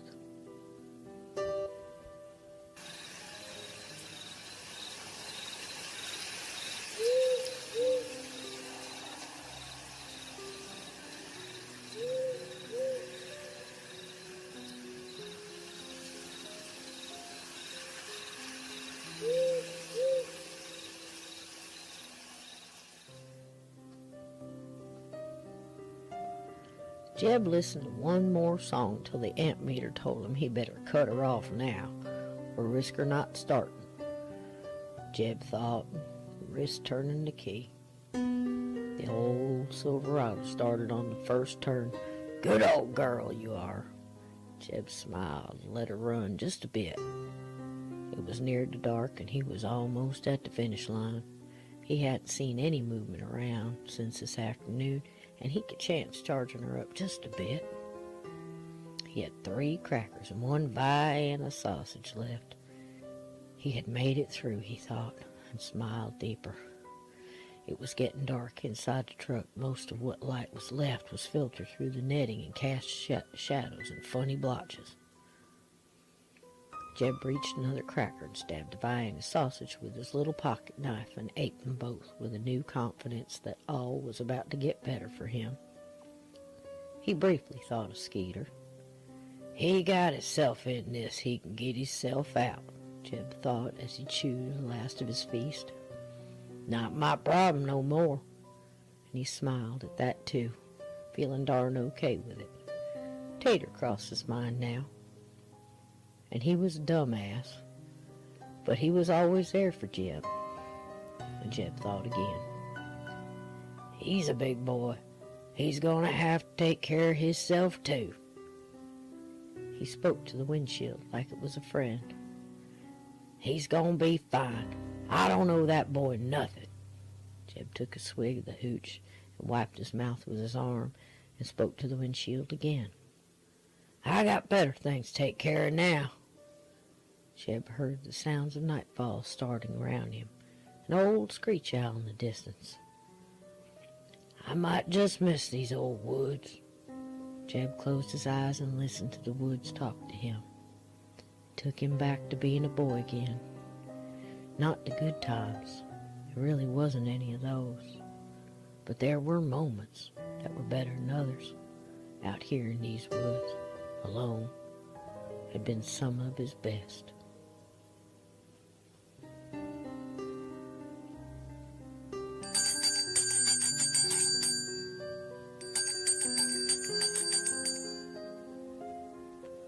Bell tinged. Rage walked in first, up to the counter, and sat down in front of it, like he himself would rent a cabin from May. Fritz jumped down from the big bear statue and onto the counter and started to rub on a brochure display and figure-eighted through to a huge vase of fall flowers and then back again. Rage watched and cocked his head to one side, and Fritz just blinked its green eyes, not a worry in his bones. The two acted like friends, Dave thought, and then called to the McGees. Hello? May came from the back room and looked down at Rage. Hello there, sweetie. How's our hero tonight? May came around the counter and pet the dog as Dave and Joe waited. Hello, Mrs. McGee. George wasn't at his cabin, but his car is there. Have you seen him? He and Greta are right here, boys. 1 second. May called back to Chuck. Charles, Dave, and Deputy Joe are here. Chuck McGee stepped in the hallway and hollered to Joe and Dave. Hello, boys. Would you mind coming on back here just a moment? You know, if you don't mind. All three stepped into Chuck's office and saw George behind the desk, reading something on the computer screen. Hey, Dave, I'm thinking we have a lot more to talk about than we did this morning, Chuck said. You can say that again. Boys, we got some things to tell you, and it ain't sounding good right about now.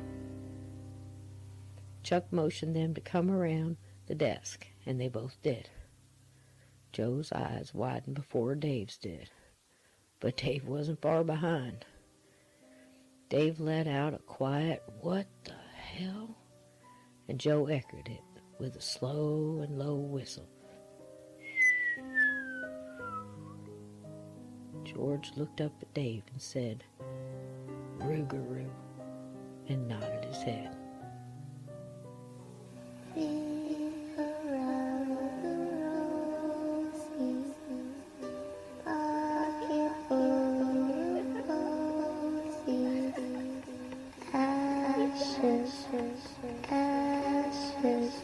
We all dead.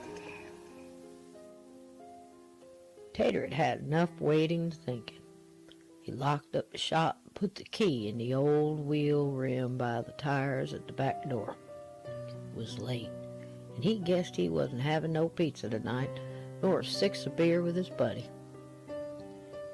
He'd go by the general store. Tom was there tonight, and he'd get him some hamburger and talk with Tom a bit. That's what he'd do. He liked when Tom filled in. He was a good storyteller and a nice man, and he just couldn't wait. It was darker now, and he said he wouldn't be here in the dark. Tater walked over to his golf cart and got in. He was still mumbling on about Jeb not coming back. He had done his bit, did a good job. Now, here he was, alone in this place, and he hated it. He started up the little cart, and off he went through the gravel parking lot. He loved this old vehicle. It was one his dad used around the cabin grounds. She was a Cushman, a 735. She didn't have breakneck speed, but she handled well and took the trails like a dream. His dad got it in the 70s, and Tate loved to ride in it with him. Tater was afraid he'd keep growing and not fit under its little roof one day. But he could fit if he scrunched down a bit. Right now he was feeling as faded as her turquoise paint looked. But they both pushed on. He rode past Jeb's old truck and winced at the marks there. That ain't no branch. Those look like claw marks. It made Tater's skin bump up. A bear or something bigger, he thought, and this made Tater's head hurt. He turned and went the other way to avoid having to ride past it up close, and rode in between the farm equipment instead. Then his cart started to sputter. And quit right there and rolled to a stop. Oh, no. Gas, he thought. Oh, no. Jeb had made me so worried I forgot. He thought a moment and tried not to panic. He squinted his eyes and started to count.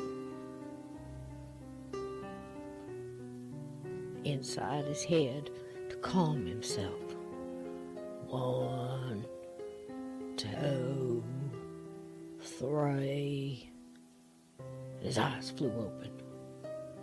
No problem. There's a 5-gallon jug back in the garage. I got it. No worries. Tater, you're fighting everything right today. And he complimented himself for fixing another problem. Got off the cart and walked back. Took the key back out of the rusty rim, unlocked the garage, and got the jug of gas from the workshop. He avoided looking at the truck as he walked back to the cart.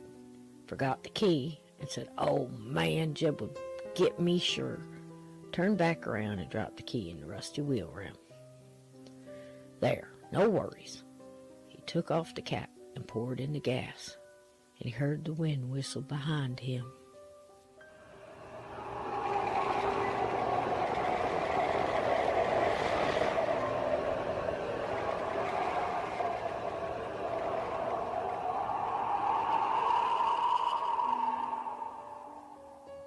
And a ball wind kicked up the leaves, and Tater turned around.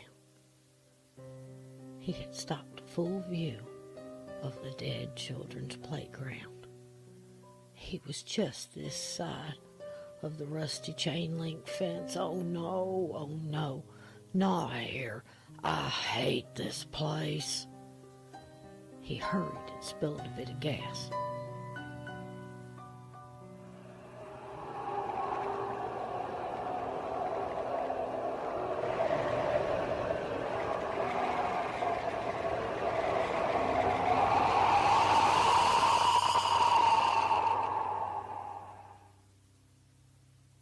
The wind again.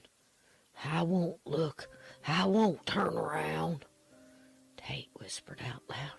He usually avoided looking at that darn playground. The cars and equipment usually blocked his view. But he could see it now. He could see it now for sure.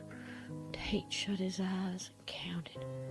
1, 2, 3.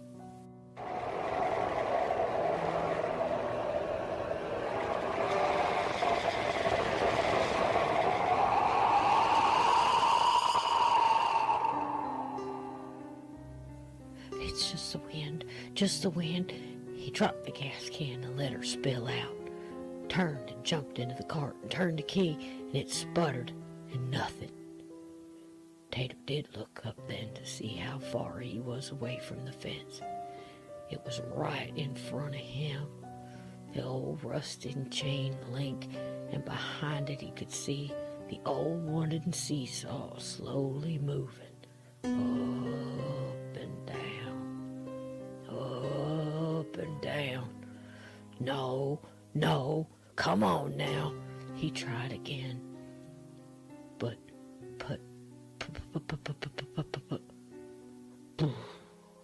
almost. Come on. Tater looked again, not really wanting to. He saw the old wooden plank swing start to swing all its own. Up and back. Up and back. It's not real. It's all in my head. Tater hoped and tried again. The cart coughed and caught, and Tater threw her in drive. And as he went way too close to the rusty fence, he saw the tilted merry-go-round start to turn and squeak as it did. And Tater put his foot down and went as fast as she would go, mumbling, "It's not real, it's not real." And where the gravel turned into the dirt road, he could swear he heard a little girl laugh.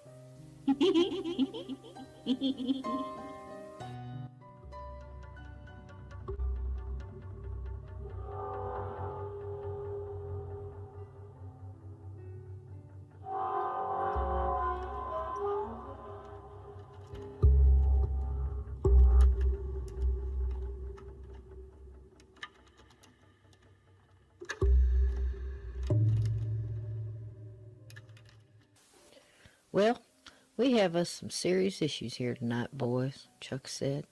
"Let's go outside to the fire pit round back, and we can continue this conversation. I don't want the ladies hearing all this, at least till we get things sorted." The men, each reading the Wikipedia version of the Rougarou and other sites' views on the subject, had their own thoughts to the matter. Deputy Parker, not one to say there weren't things in nature that made us question our sanity sometimes, but he wasn't jumping to any conclusions either.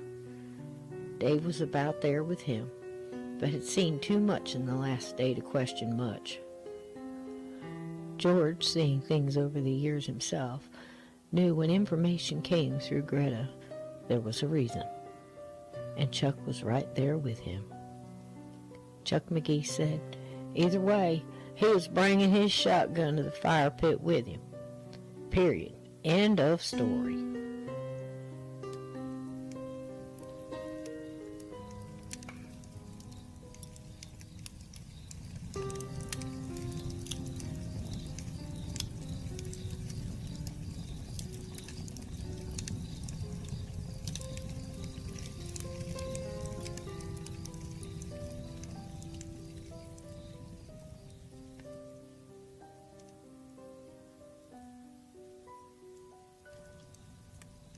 They went outside and started a fire, and Dave started the ball rolling.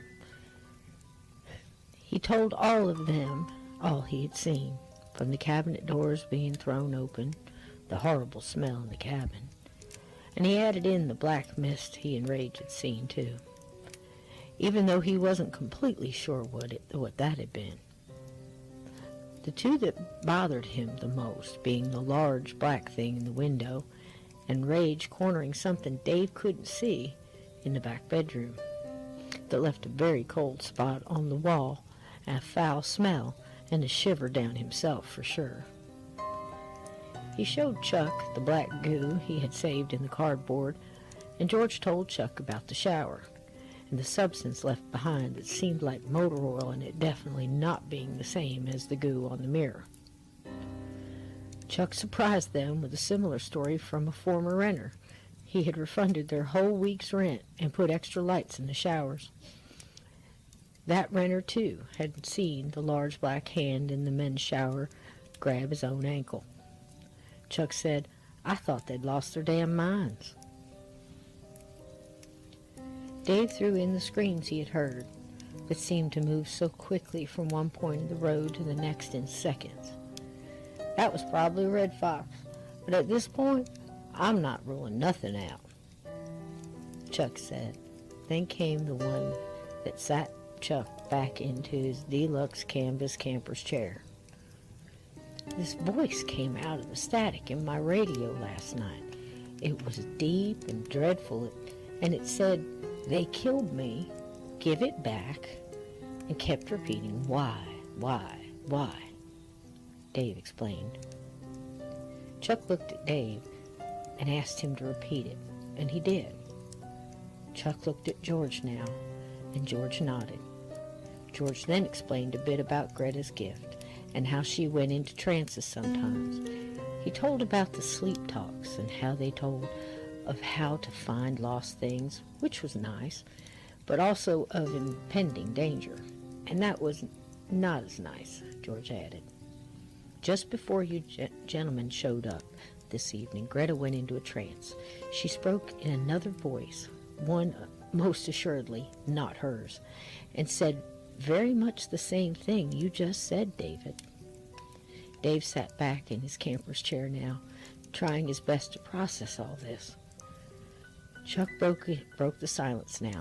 "Joe, I'm damn sure it was Bob speaking through Greta today. He said whoever hurt him took his Susan. Now, what that means, I don't pretend to know. But I looked into her eyes, and Joe, there were his eyes, looking back at me. Jesus help us. His eyes, Joe. Plain and simple, cannot explain it." Joe shook his head, taking it all in. "George, you heard this too?" George nodded and looked into the fire. They all stared into the fire a bit, sorting their own thoughts. Dave looked at Joe and asked, "You think this is a good time to tell them about the tackle box and the bobber dance?" Joe raised an eyebrow and motioned a "why not" with his shoulder in a shrug, and added a nod. "The what?" Chuck asked. They both told this story. The animation in both was almost humorous, and George, Chuck, and Rage listened intently with their eyes on both of them. Chuck took off his hat and held it in his hand and poked the fire a bit with a stick again. "Okay, this here is going to sound a little nuts," he said, slow and quiet, and all of them burst into some much-needed laughter. Chuck still had a smile on his face. Okay. I guess that can of worms has run all over already." He shrugged himself now. "So why not? What if Bob is haunting your cabin, Dave, trying to get our attention? Man lived for fishing. Stayed in that cabin over a year. He was a big man. Could have been his ghost you saw at the window. I'd bet my truck that was him on the radio, too. Had to be. It's just way too similar. I just don't know why he won't come out and say who killed him, if that's what happened." Joe said, thoughtful and kind of thinking very carefully about the words coming out of his mouth. "Maybe, just maybe, he can't, Chuck. Who knows? But he tried to tell us about that dog thing in there on the computer. That seems to have come up a few times. It's possible present danger may take precedence over past pain." George and Dave both looked at Joe with an "I'll be damned" look on their faces, and a nod of "that's damn possible." Chuck didn't. He sat back again, slowly eased his shotgun across his lap, and patted her stock. "Well, boys, if that's true, we got trouble on the mountain tonight." And he told them what Sheriff Cook had told him over the phone earlier, about the claw marks on Jeb's truck and how he had extra men on patrol on the mountain tonight. Chuck also let some things flow from him tonight not many who hadn't been close friends knew. He looked into the fire now and spoke them matter-of-factly. "I'm calling Jake and Gray Cloud tomorrow first thing. If these things are in the woods anywhere in Alabama or Tennessee, they'll know.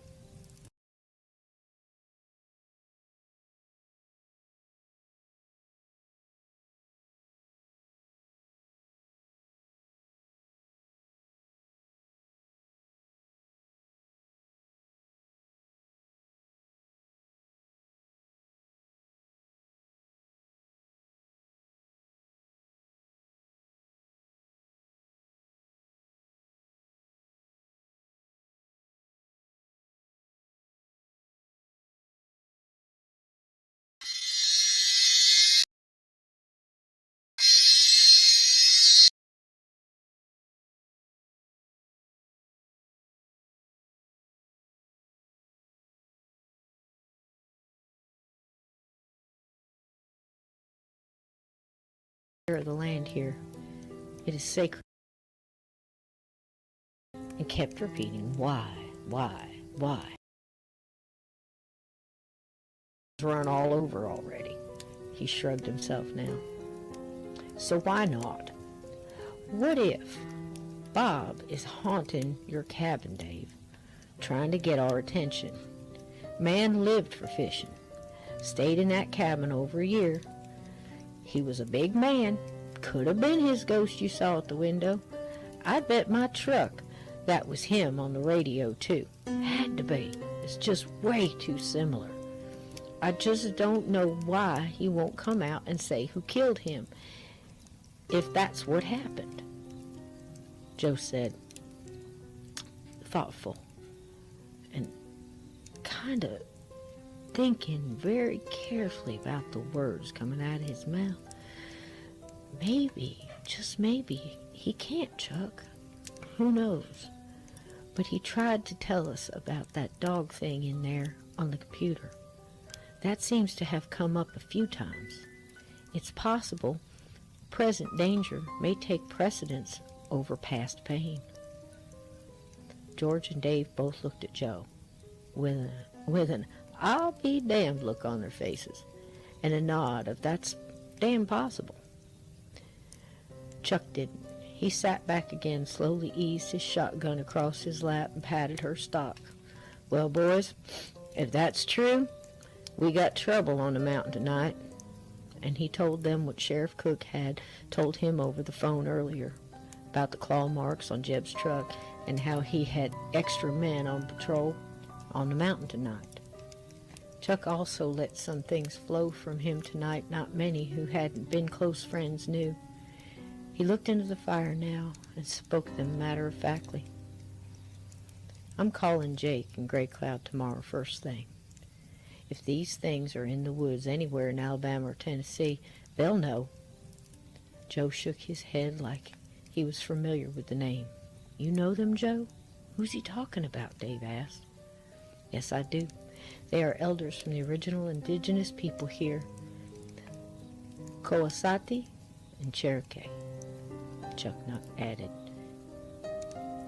They come here often and bless the grounds. Look to the care of the land here. It is sacred soil, to them and to us. Dave nodded and said, I wish more people felt that way. We keep this place as respectable as we can, but I can tell you, the things that have been stirred up here by those opening doors they cannot close has brought more trouble here than they realize. There are parts of these woods we don't go in. Uga Sita, the soil is sour. It is odd how the animals know to go around it. Bad things happen there. There was a man who disappeared 2 years ago, just vanished. His group said he was there, turned the corner, and then gone. Poof! Never turned up either. A woman lost time out there last summer. She was stumbling around for 5 days. We could hear her screaming right there, but we couldn't see her. We could not see her. Chuck emphasized this by putting his hat back on his shaking head. She finally showed up jabbering on about some ghost kids trying to suck the life out of her, and then just left her in that damn playground down the road. Jeb found her passed out on that old merry-go-round spinning around like a top. It'd have been funny if it wasn't so damn peculiar. Poor lady still up in Marlboro State House for the terminally batshit crazy. Dave's mind clicked back to what Jacob had told him, and he placed this little thought in the file cabinet in his mind and filed it between WTF and quite possible, and then listened on. The cave today was not far from where that part starts. We had no trails running through there, and try to keep people away from that area with signs and danger ahead warnings. But humans can be some of the dumbest animals out there. We try to live with the nature around here. Deputy Parker shook his head. Sheriff told me, says there's more things in heaven and earth, Dave broke in, than dreamt of in our philosophy. He laughed.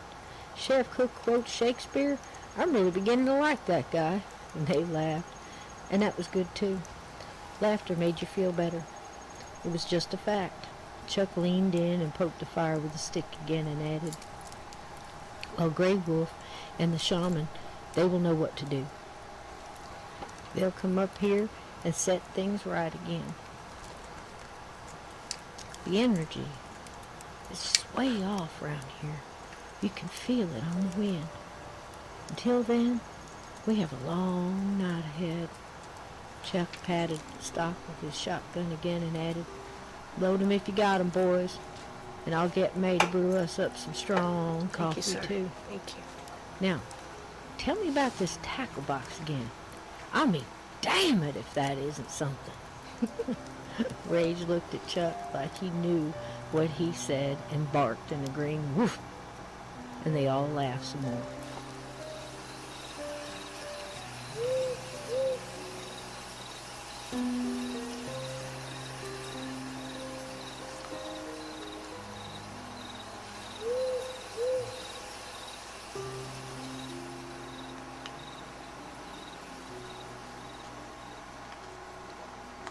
Jeb was about ready. Almost dark enough, he thought. He'd be okay till he got just around this back part. But then he'd be on the thin dirt road that ran the back way to the garage and out. Another 30 minutes ought to do it. And he turned the radio on low. He ate a second to the last cracker and laid his head back. "You saving that for the last one for me, are you, boy?" Jeb froze. He didn't open his eyes. He was used to his daddy's voice being on the inside of his head, but this sounded like the outside of it. "You're hearing things, Jeb. Get it together now." He relaxed again, and it came low and long, and indeed from outside his head. "I asked you a question, boy." Jeb quick threw his body against the door, turning as he did to get a full view of the inside of the truck cab. There, sitting in his passenger seat, was his daddy, brought to life, and holy Jesus, there he was. Jeb's muscles tightened, and he wanted to scream, but nothing came out. He managed a small whimper from inside his throat, and he blinked. Still there, Ezra slowly turned his head to face his son and smiled with a toothpick sticking out. One side held with black teeth and stared with hollow eyes. "How have you been, son? You taking care of business?" Jeb reached behind him and scrambled for the door handle. Sounds like cries came out from him now, and he just looked at the face of his dead father wide-eyed and in terror. He felt the cold metal finally and jerked it up and pulled to make it catch, but the weight from his body made it hard to open. "What's the matter with you, boy? Don't you miss me?" Ezra's voice sounded like a hiss, and Jeb felt the door catch give way. He fell out of the truck backwards, his hand getting caught in the netting as he tried to catch himself, and he heard his bone crack but felt no pain. He was in shock, total shock, and he scrambled to his feet, trying to still use a broken arm as his daddy reached for him and said, "Come back! I want to talk to you, boy." Jeb found his feet, and he ran into the woods, stumbling and trying to hold up his arm and not fall. He ran alongside the dirt road and kept looking back toward the truck. Once more heard his daddy laugh as he did, and he just ran faster.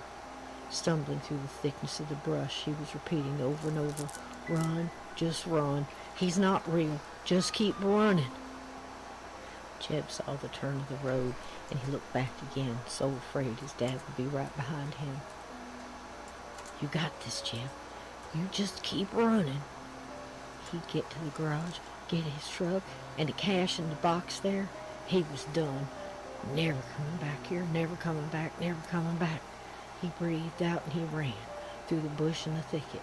Now he pushed his way through the kudzu and other vines there in the low brush, and he heard it. a slow rumble, a growl, and he froze, stopped dead in his tracks. It came from his side, and he looked toward the sound. Then it came again, from his right this time, further off, but there. What in the hell, he whispered. To the left again, closer. Oh my God. He found his feet and held his arm and ran. He ran as fast as his legs would go. The bushes rattled next to him on both sides now, like something was running with him. Run, Jeb, run, he coached himself on. Oh my God, run. He cut through the trees to his side and down on a steep ditch, and he slipped, catching himself, and his arm screamed pain up to his shoulder, and Jeb cried out, "Ah!" And he stumbled down, lost his footing, and rolled, his body crashing into the rock below. He was stunned, but pulled himself up. He heard the growl from his side beside him, and he ran.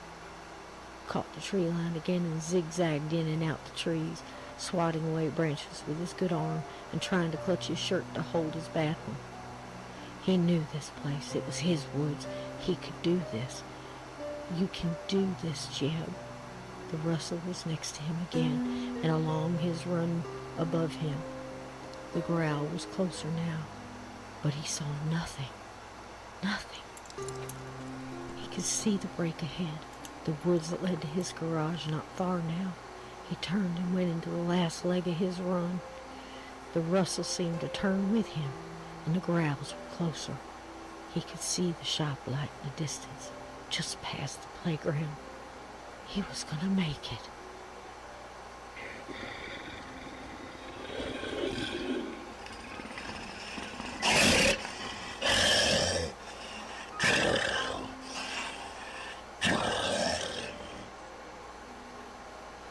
It had been long since they were able to hunt in this way. It felt good to hunt and to turn the prey, to guide the prey, to herd them where they wanted it to go. His back was so very good at the chase. It had been hard along the journey to hunt the grounds they knew. Tonight they would bring the intruder to him, and he would show them he was still their wise one, their leader. Bring him to me. Bring him. Jeb crashed through the low brush, and he could see the light ahead. He stopped for a moment, held his arm, and looked back into the woods. He had heard nothing for a bit, and he listened now. He breathed deeply and let it out, and a clear growl came from both sides of him now, a bit off, but there. He reached in his pocket for the Zippo, maybe a bit of light to help him through the rocky hill below to the open playgrounds field. He fumbled with the lighter in his hand, and the growl came right behind him now.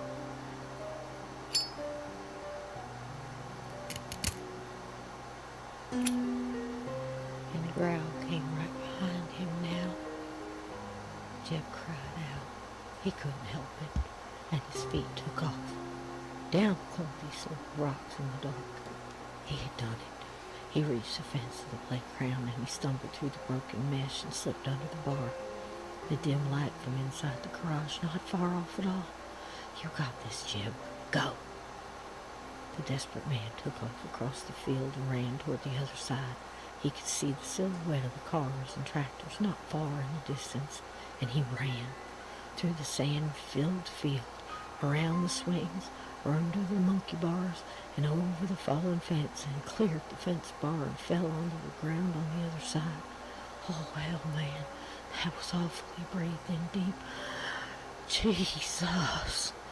That was no way. My daddy back there, no way. What the hell is in these woods? What the hell? He caught his breath a moment. You did it, Jeb. His arm banged hot with pain, and his chest burned from his wound. He could barely see his hand in front of his face, and he wanted to look to see if anything followed him from the woods.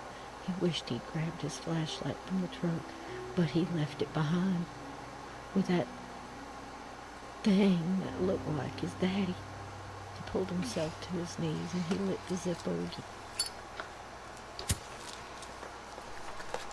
guide himself through junkyard of old trucks and farm equipment long silenced by time and rust.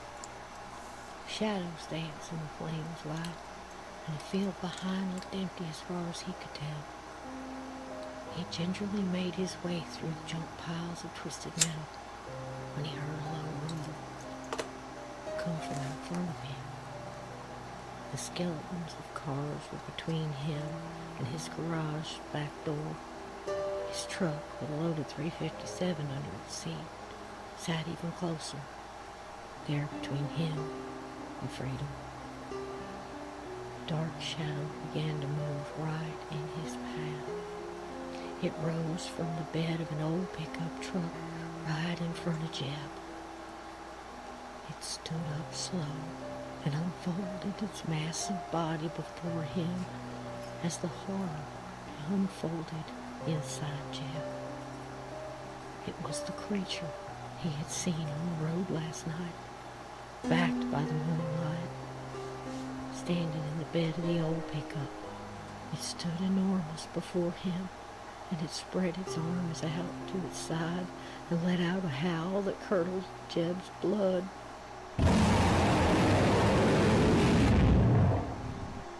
He turned to run back the way he came, and two more like this one creeped toward him across the field of the playground on all fours, each of them adding their own howls in return. The beast leaped out of the truck and landed before Jeb in one fluid movement, picked him up by the back of his shirt and lifted him off the ground. He turned Jeb's helpless body toward him, and the light of the Zippo illuminated the beast's face. Jeb looked into the creature's eyes, and he thought he saw a glimpse of sympathy there. But the beast snarled hot, foul air towards him, and Jeb started to scream again.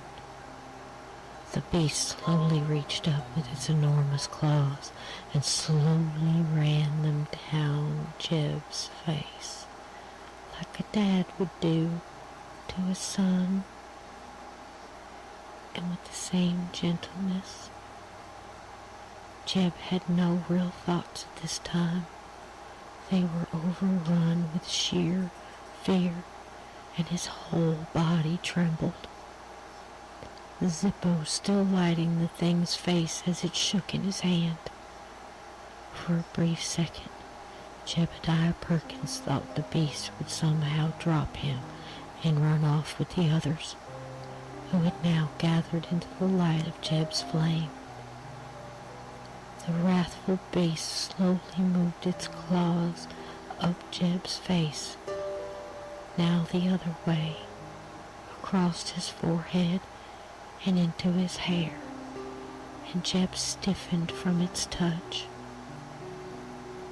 It slowly raked its claws over Jeb's scalp, tilted its head, and grabbed a claw full of his hair, and jerked the man's head to one side, and bit through his neck completely as he pulled. The beast held up Jeb's head like a trophy to the others and let the body fall. The Zippo hit the ground and found a puddle of gas there and engulfed it, and the gas can left turned over, went up in flames. The flames flew up and caught one of the smaller beasts. And as Jeb's head watched on, he saw one dragging off his body as the other ran into the field, half of it covered in flames, and watched it roll around in the sand. Jebediah felt the dark close on him, and then he saw no more. The beast raised the head to the moon and howled.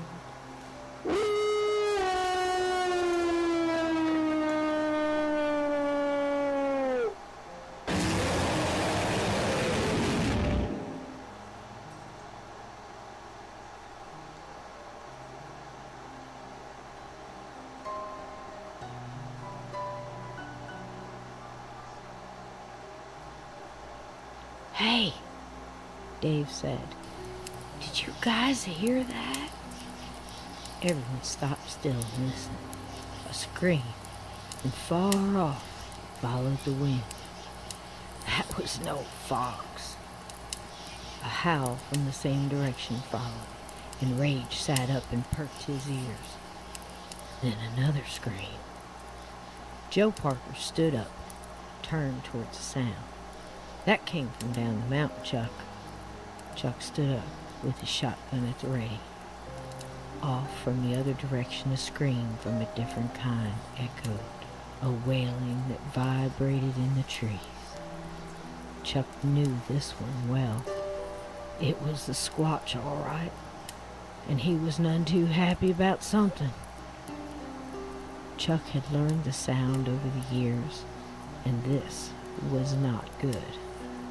Another answered back, and the men all looked at each other and around them at the same time. Rage moved in close to Dave, and Dave did not blame him. Another scream, a blood-curdling one, came out from back up the mountain again, followed by a howl the Wolfman himself would be impressed by. May and Greta stepped outside the back door and into the light of the fire pit, and they all stood in a moment of silence, waiting for the next sound. "My God," Chuck whispered to the group. "Well, welcome to Hell Night, boys."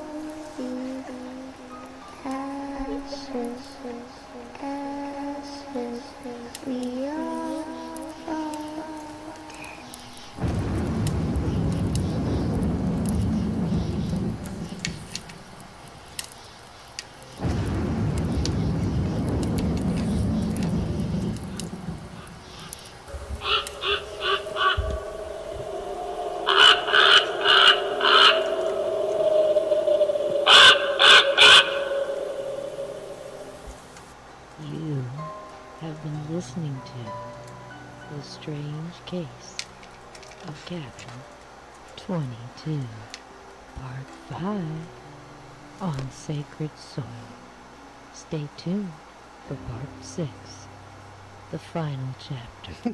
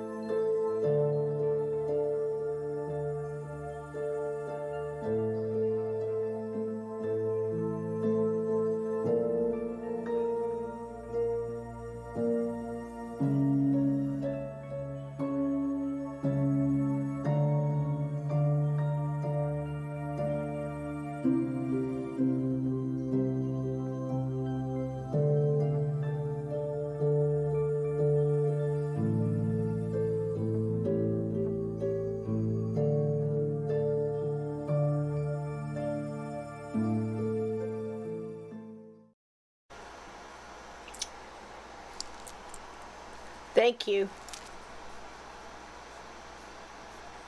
Thank you all.